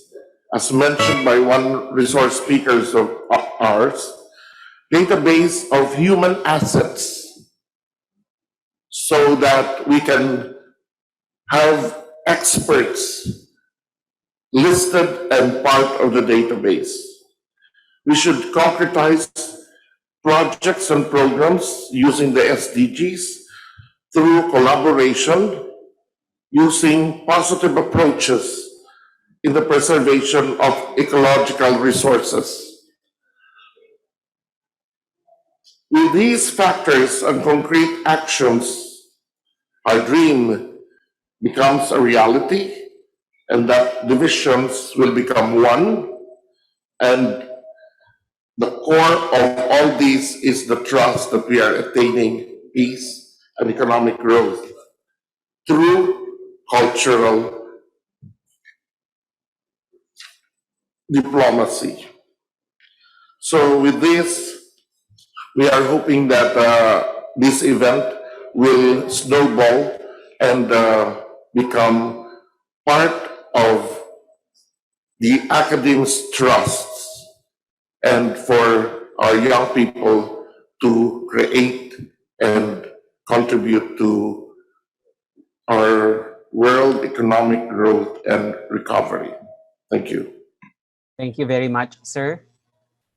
Okay, so you mentioned about the creation of a database. Yes, really, database is needed to have the resources and experts easily available to all of us. And so it will also facilitate exchanges of artworks, festivals, and other initiatives that may be accessible for us in order to achieve peace and borderless communities.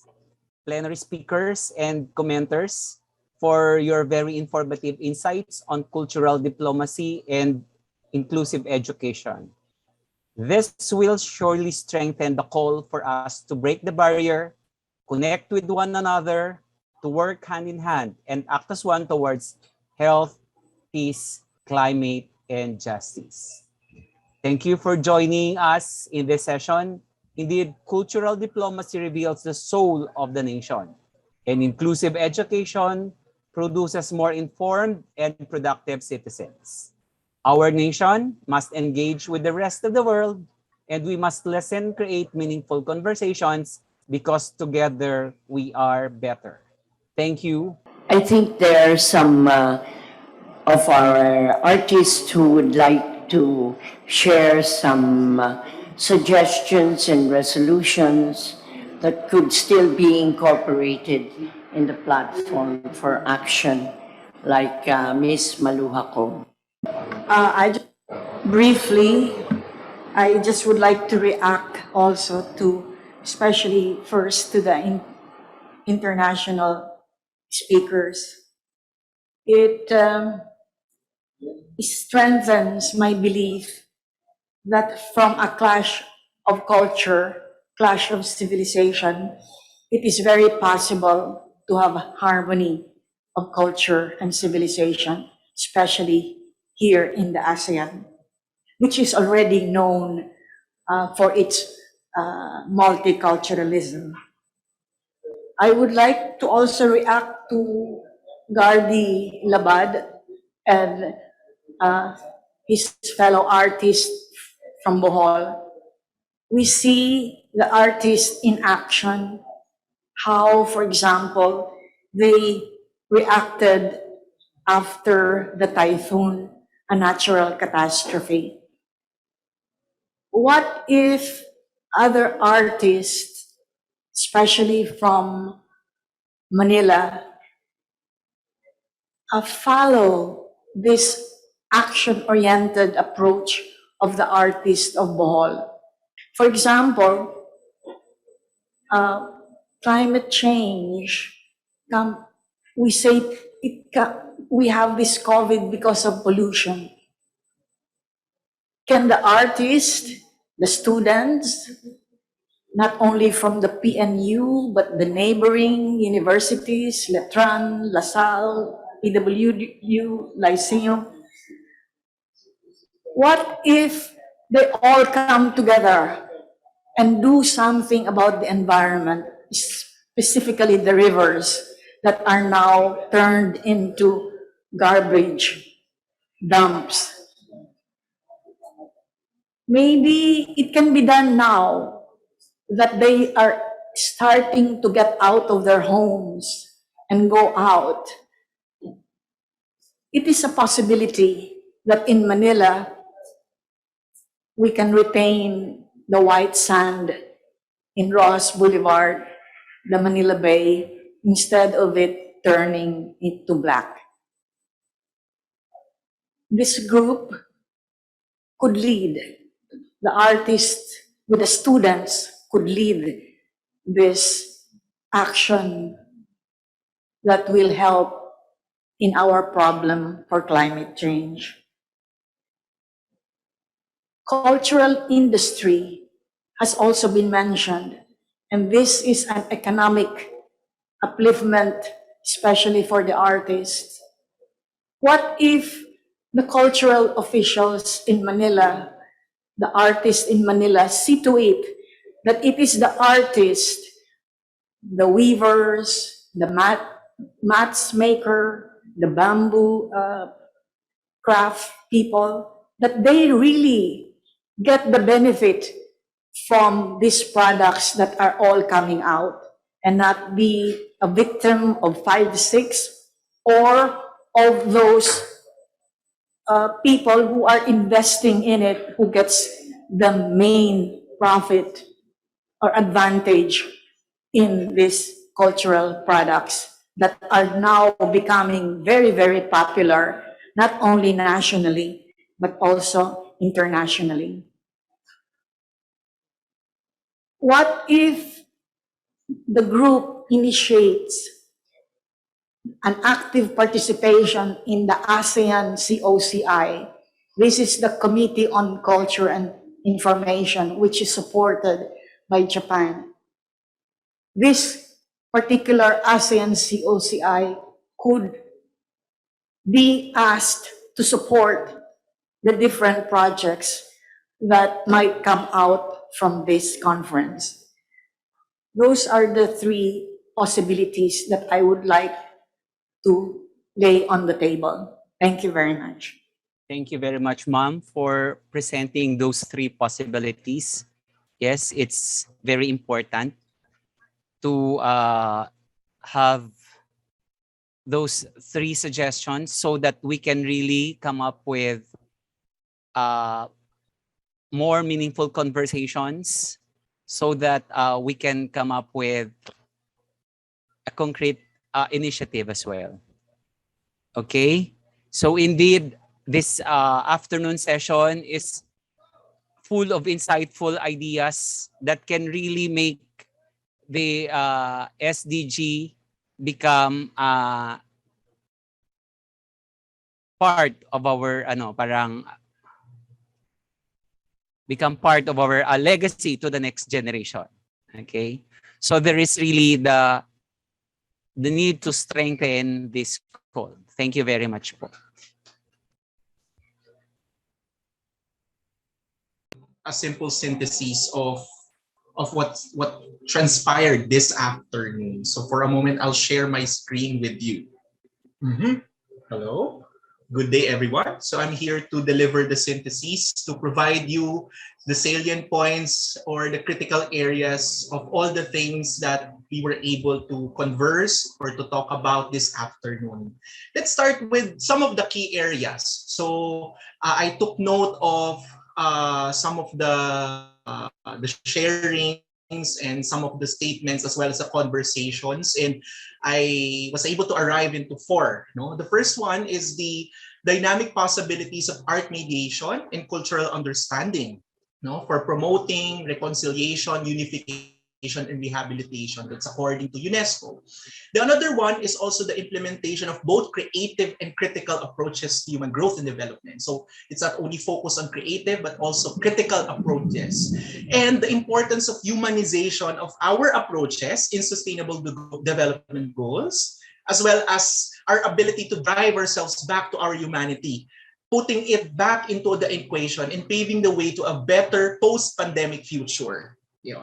And then last but not the least is the multidisciplinary approach to healthcare, tourism, cultural diplomacy, as well as inclusive economic strategies. So these are the key areas that have been very salient across the different areas, and the speakers who share their point of views, no, and who converse, no, among the participants. Now let's try to focus on the different areas, no. So the first one is about healthcare reform and sustainable development. So there are actually four again. So we noticed that there is a need to develop treaties rather than sanctions in the international arena to address issues and concerns with regard to healthcare reform and sustainable tourism. So it's more of a positive discipline or positive reinforcement, no? So treaties, which means to say collaboration and relationships. The second one is the need to integrate multicultural, diverse perspectives. So these are the key competencies for all the key actors of cultural diplomacy. So it means to say we all start with the kind of mindset. So using the art and science as a means to foster humanity, and in responding to the critical issues in human growth, development, and transcendence. So ito yung isa naging malinaw, not only growth, development, but also transcendence. So transcending our experience that are experiences that are cross-cutting. The third one is the need to have a synthesizing mind and integrating mindset, no, in the development of policies and programs for healthcare and cultural diplomacy. So again, just like what I've shared a while ago, so it starts with that kind of mindset. So the type of individual who is able to synthesize and at the same time integrate, no, with much ease, no, anything that happens or anything that results from a conversation. So it's very important. And last but not the least, in healthcare reform and sustainable tourism is the need to look into our collective consciousness in our culture and use it as a means to focus on what matters most for the post-pandemic future. So here I took note of two key areas: resilient culture and at the same time resilient healthcare system. So those are the key areas in key points rather in the area of healthcare reform and sustainable tourism. The other one is focused on cultural diplomacy or inclusive education towards economic recovery. Again, there are also 4 points, no, that we was able to synthesize. So based from the conversations and the sharings of our the speakers. So the first one is our need to focus on ambitious yet practical action plans for economic recovery. So we need to develop plans that are workable for the kind of environment that we have. No? And that brings us to the second point, that the need to involve people in accomplishing the sustainable development goals. This calls us to improvise methodologies in connecting and in responding to the needs of those affected by the COVID-19 pandemic. Culture is the medicine of extremism. So I took note of it in one of the speakers. The next is the need to map out the human essence. So in creative industries, using tools in assessing and evaluating the skills of people in the creative environment and establishing a niche for creative industries to jumpstart economic recovery. We know that most of the individuals in the creative industries are the most affected also by the economic downturn in this time of pandemic. No? So one speaker provided a suggestion, no, to find the human essence, meaning to map out the talents and provide a niche for them to be able to jumpstart their economic recovery. And then last but not the least is the challenge to think global. So global but local but global, no, in cultural diplomacy and inclusive economic policies and programs. So the need also for digital transformation in establishing the learning community and preparing for the post-pandemic world. So post-pandemic world in terms of wellness, mental health, and as well as the community mental health well-being. And now that brings to my point, no. I was able to see where the connections are. So I would like to present to you this kind of framework from Howard Gardner, the author of Multiple Intelligences. He wrote a book on 5 minds for the future, and he theorized that the 5 minds for the future is helpful to all individuals to be able to adapt to the VUCA world, to the changing kind of environment. So he mentioned that in order for us to be able to adapt quickly to the changing landscape, to the changing game plan, we need to have 5 minds. The first one is discipline mind. So which means to say our focus on our majors, our focus on our disciplines, mastery of our key areas, key competencies. The other is what we call synthesizing mind. So I mentioned this a while ago about the ability to be able to integrate amidst different types of information. Synthesizing mind means arraying information to make sense of self and others, which is needed for cultural diplomacy. And then also, it calls us to have a respectful mind, meaning to say our ability to seek to understand differences, because there is naturally dissent, no? And there are a lot of perspectives that we need to consider, and we need to be respectful and consider it. And that's also one of the key components of having a synthesizing mind, no? And then another one is the ethical mind, no? Striving toward good work and good citizenship. So everything that we're thinking should be ethical, no? And should be gearing towards good citizenship. And last but not the least, the challenge to all of us here in this session, in this conference, is to have a creating mind.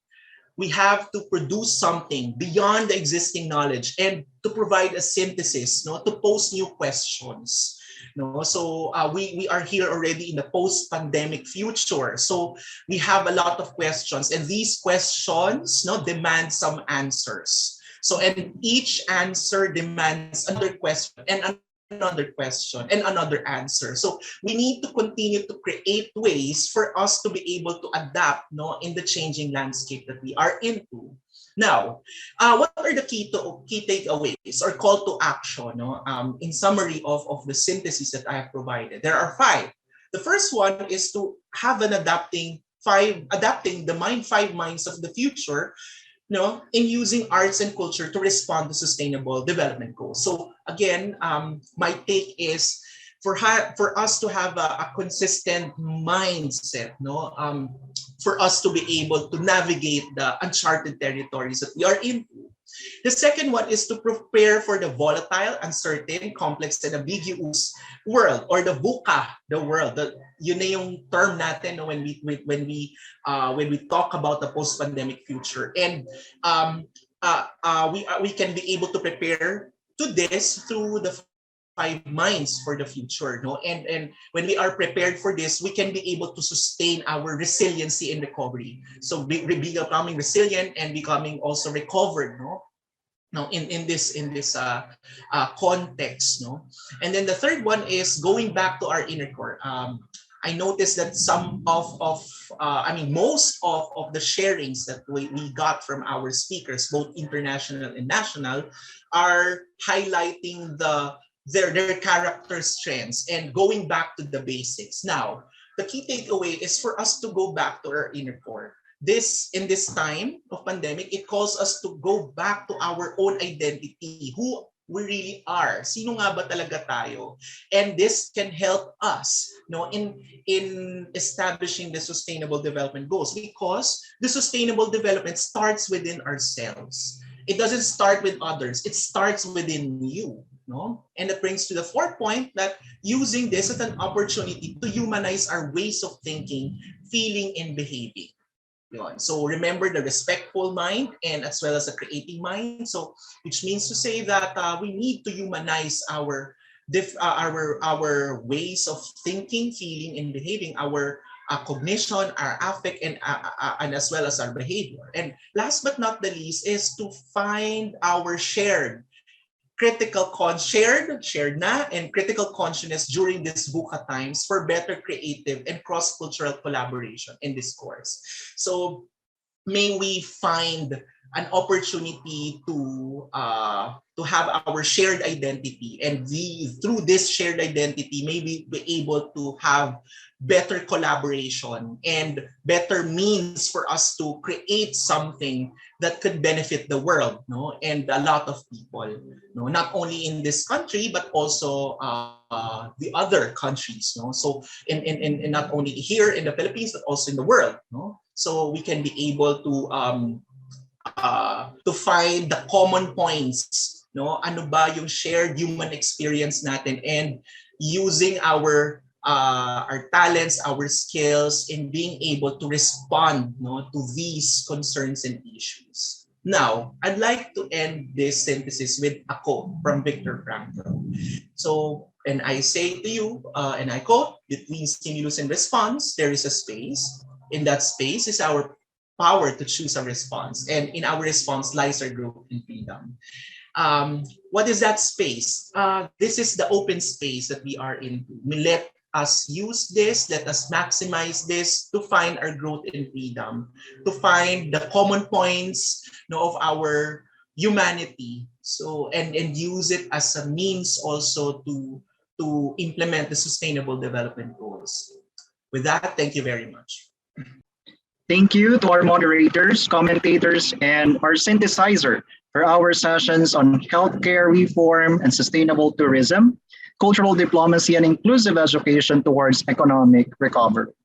At this juncture, let us all listen to Mr. Victor Sebek, Chair of South-South Cooperation Council and Co-President, Colombian ITI, for the presentation of Draft Manila Platform for Action, SDGs, Cultural Communication and Education. Thank you very much. When Cecile Alvarez and I embarked on this about 2 years ago, as you may recall, we were stopped several times by COVID. We thought that it would be necessary, when we managed to get an array of extremely important contributors from the public sector and also the civil society, that we really wanted to provide a concrete result. And that, of course, was going to be the Manila Platform for Action. It is important to note that this hasn't just started now with preparation for this forum and festival, but in 2018, when Cecile Alvarez organized her conference in Manila about creating an army of artists, not by force, but by art, and which we reconfirmed at the conference in Cartagena de Indias, where I live in Colombia, later on. And I would now like to hand over the floor to Johanna Kuzmin-Karavaev, who is the rapporteur of this forum and who will be joining us from Brussels, which of course this week is becoming in some way a center of the world because of the joint summit of European Union and NATO. Johanna. Good evening, good morning, good afternoon. Thank you very much, Victor. And it's a pleasure to be here today in my role as rapporteur to share some insights from my side and some information about the draft for Manila Platform. So it's really a pleasure to participate in this important event. Just to say briefly something about myself, I'm a specialist in cultural relations and in creative economy development. So it has been so relevant to hear all impressive contributions today. What I wanted to start to saying about our document, Manila Platform for Action, is that if you have not read it yet, you can of course download it on the homepage manilasdgevent.info. So this document or declaration has been created thanks to input of many of the people participating in the forum, and of course also by us at the Forum Secretariat. So as Victor said, I am participating from Brussels, and I would really wish to have been more present in this very important forum and event. You can really say that this document is more than a declaration. It's an ambitious and rich document addressing mainly global South practices and collaboration.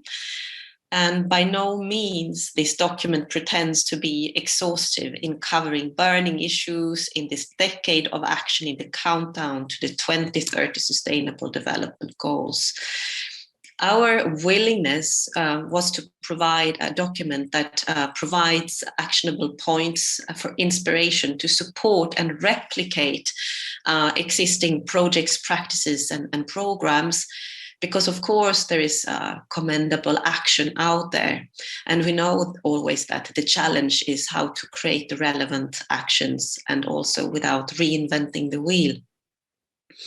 So this document is divided in different chapters based on objectives and acknowledgements of the forum. It starts by recalling the objectives of the forum that also Victor mentioned, to harness the power of art as a tool for peace and climate justice. In 2018, Mrs. Alvarez organized under the patronage of UNESCO with support of the Senate and the head of state, the 2018 forum to create the so-called peace movement, not by force, but by art. This was itself preceded by the 2017 Manila Declaration, the Philippine roadmap for the Paris Accord.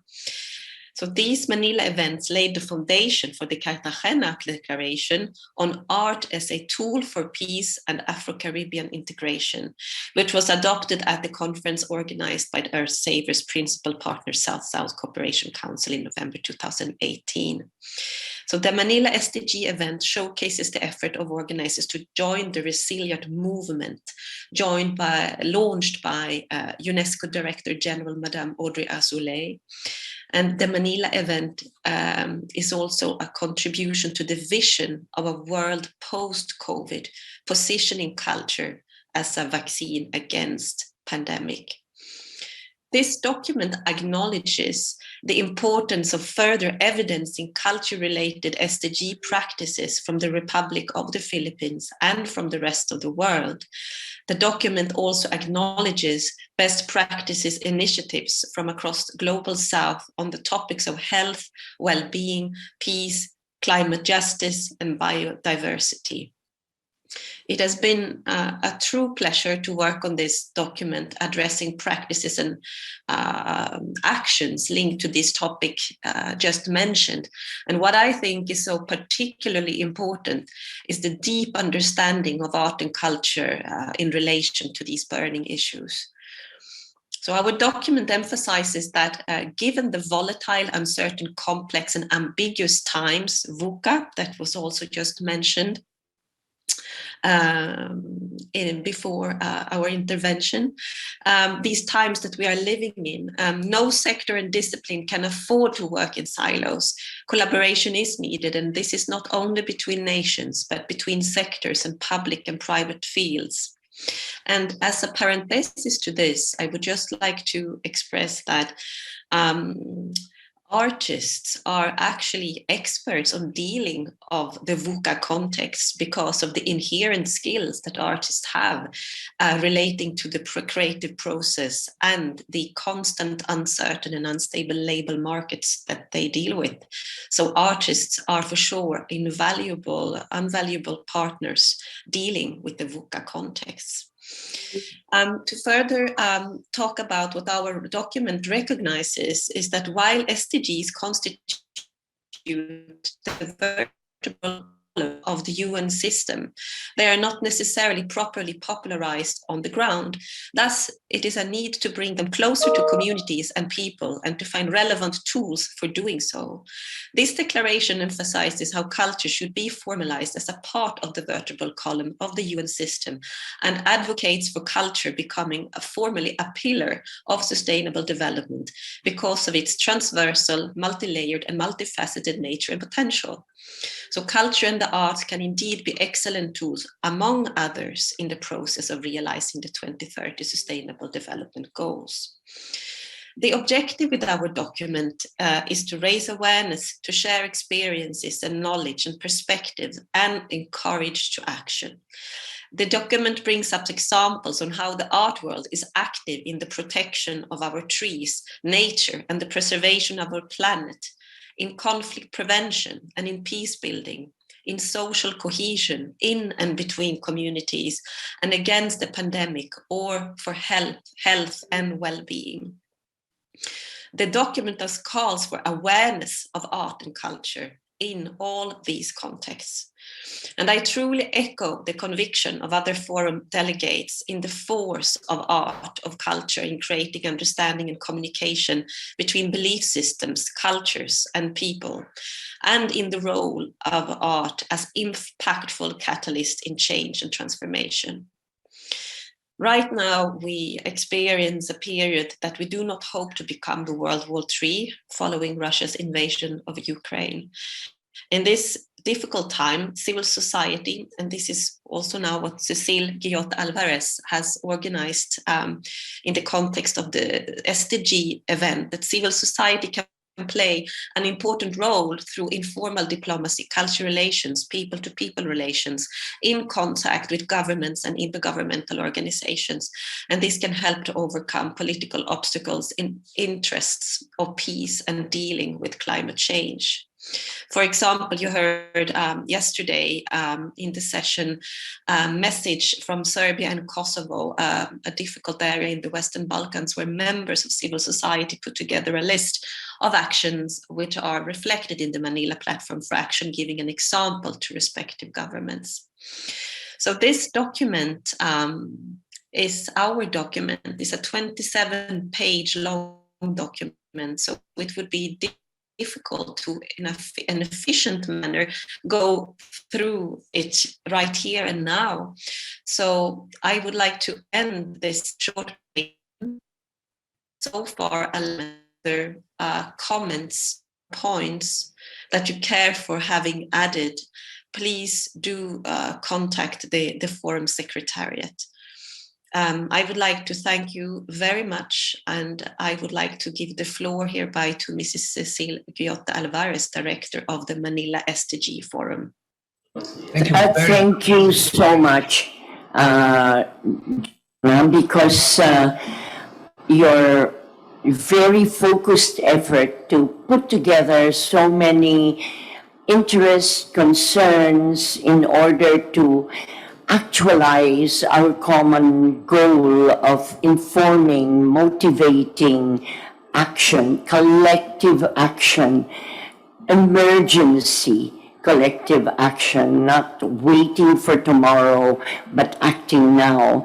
And we just want to say that we are really very grateful that we can present the draft, and that they should see the entire draft by accessing our website, Manila SDGs Resilient Art Event .info, because we still have time for everybody to still add on their suggestions, their comments, to really make a very comprehensive, powerful, detailed way of understanding that sustainable development, or even just development, the way they see it, is either retarded or accelerated through the dynamic use of culture. Its absence means you will really have retarded growth. But if you effectively use the power of the arts and media, it's got to be a techno-arts synergized approach. And it, as you have mentioned, all sectors, private, public. And we'd like, of course, to thank all of our partners. We have our international secretariat in Manila, where I had served as director, and with all of our partners led by SSCC, with Victor as associate director. And of course, to materialize now, in spite of the restrictions of COVID, we'd really like to thank all of our partners, particularly the Philippine Normal University, which is headed by President Tuga. And we're so glad that he is here now. Yesterday, he was so overwhelmed with work. We couldn't have him, but we had, of course, our Vice President and the whole team of PNU worked so well with all of us and all of our partners and all the international participants that have cared to really bring together this platform for action, which we are confident through our own Department of Foreign Affairs and every other country that participated in the molding of this draft.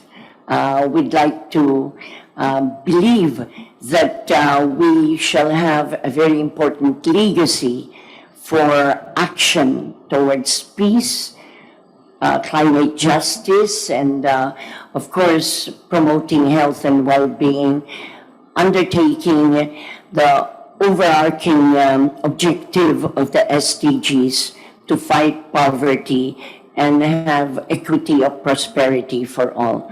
So we would like, after a very important closing remark from the president of PNU, and we'd like to really acknowledge that it is the primus inter pares educational institution that is so committed to really expanding consciousness and generating the joint action for actualizing our all-country commitment to fulfill the 2030 SDGs action for survival of our common home, planet Earth, as well as for the welfare of our people. And really, this could not have happened without the wonderful cooperation of the faculty, the students, the whole team that was prepared by PNU. And let us hear from the president himself. We hope he was watching us on the FB. We want to say that if you missed it at the FB of PNU in all the regions where there is a PNU campus, it will be also posted on IBC Channel 13, at the ITI, at the SCC YouTube things. So we hope it will go viral so that we can mobilize all artists, educators, communicators, scientists, sports people to come together as a creative army to stop violence against mankind and Mother Earth. So again, this is to thank and have the closing remark from our president of PNU.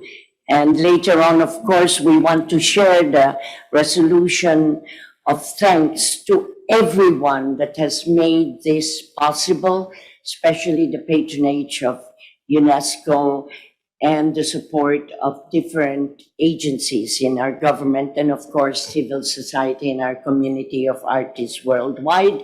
We are celebrating World Theatre Week throughout the world. Thank you, Ma'am Cecile.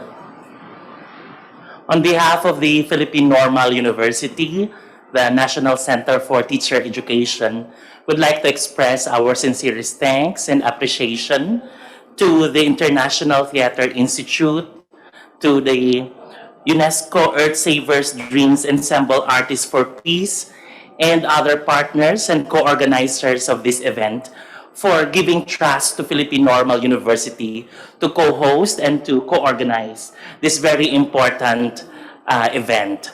Since yesterday, I've been receiving very good feedback through social media about the very productive and meaningful conversations on various topics that relate very well to Sustainable Development Goals 2030 agenda. it is the commitment of PNU to promote SDG and integrate these 17 goals in our programs and activities in the university. Through this two-day activity and those activities that we have co-organized in the past, this strengthens our advocacy and commitment to further develop, promote, and propagate sustainable development goals in teacher education. Along with our campuses and our partner institutions and universities locally and abroad, we are committed to further create programs and activities that will ensure sustainability, inclusion, inclusivity, and access and quality education.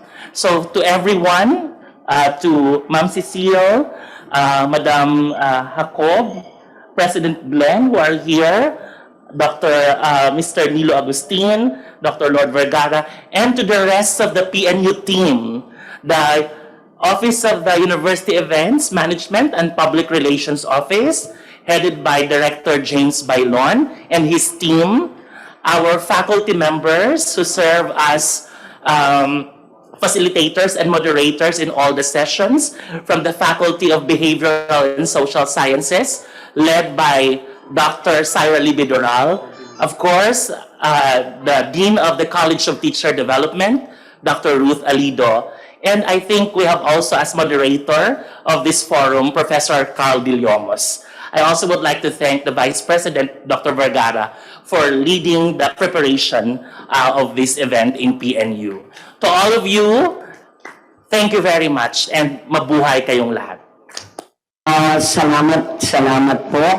Ngayon naman po, we'd really like to call on our admin chief of our secretariat, none other than Nilo Agustin, who is known as our chairman of the ITI Philippines Festival Committee and has served for some time really as special projects director of the Department of Tourism.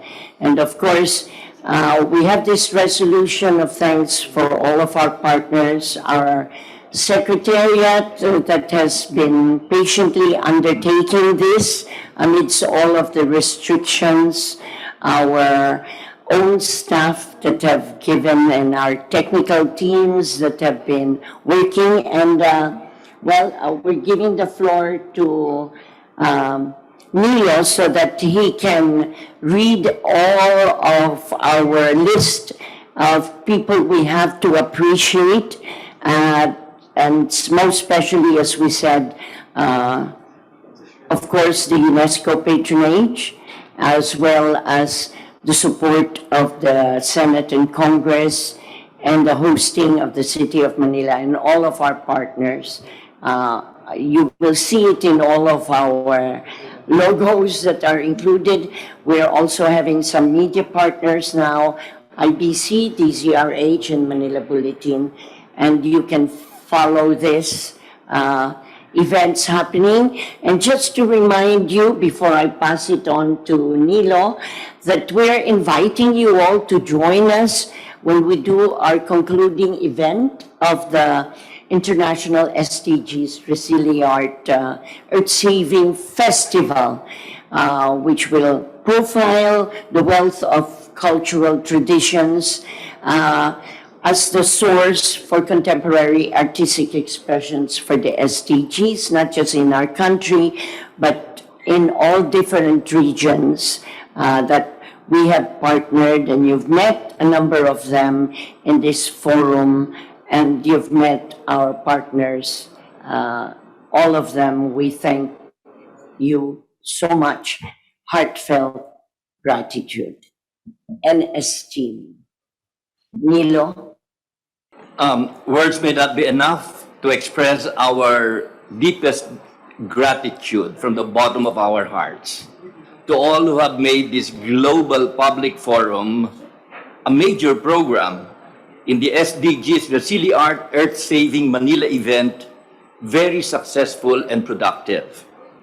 We would like to thank UNESCO, the Assistant Director General Fermin Eduardo Matoco, Director General Mohamed Jalid. From the International Theater Institute, Director General Tobias Biancone, President Muhammad Al-Akham, Assistant Director General Cheng Xiongwen, Senate of the Republic of the Philippines, the Senate President Vicente Tito Soto III, Senator Bongo, Senator Cynthia Villar, Senator Sherwin Gatchalian. From the National Commission for Culture and the Arts, Chairman Arsenio Nick Lizazo, and Executive Director Oscar Casaysay. From the City of Manila, our host city, Mayor Francisco Isco Dumagoso, and the Department of Tourism Director, Charlie Dungo. From the Philippine Normal University, Dr. Bert J. Tuga, President, and Dr. Lordinho A. Vergara, Vice President, with the PNU support team headed by Director James Bailon. From the South-South Cooperation Council, Chairman Victor Sebeck, and IT Technical Assistant Dalton Lambrano. The Secretariat, headed by yours truly, Luciano Valencia as the Secretary General, Susan Claudio as Executive Assistant, and our Secretariat Coordinators, Dex Jordi Lyle Season and Marie Hill Suya. From our production staff, Pixel Art, MTM Audio and Lights, Media Convergence. We would also like to thank again our local commentators, the Lubbock Children's Choir, headed by Lutgardo Labad, the Philippine House of Representatives, the Speaker of which is Lord Alan Velasco, the Department of Foreign Affairs, the Department of Environment and Natural Resources, the Department of Tourism, the Department of Interior and Local Government, the Department of Trade and Industry, the Bangsamoro Autonomous Region of Muslim Mindanao, the Manila Hotel, headed by former Senator Joey Lina, the Earth Savers Blind Singer, Mr. Rico Del Rosario, and the Office of the President of the Republic of the Philippines, His Excellency Rodrigo Roa Duterte. Once again, thank you very much and good luck to the world.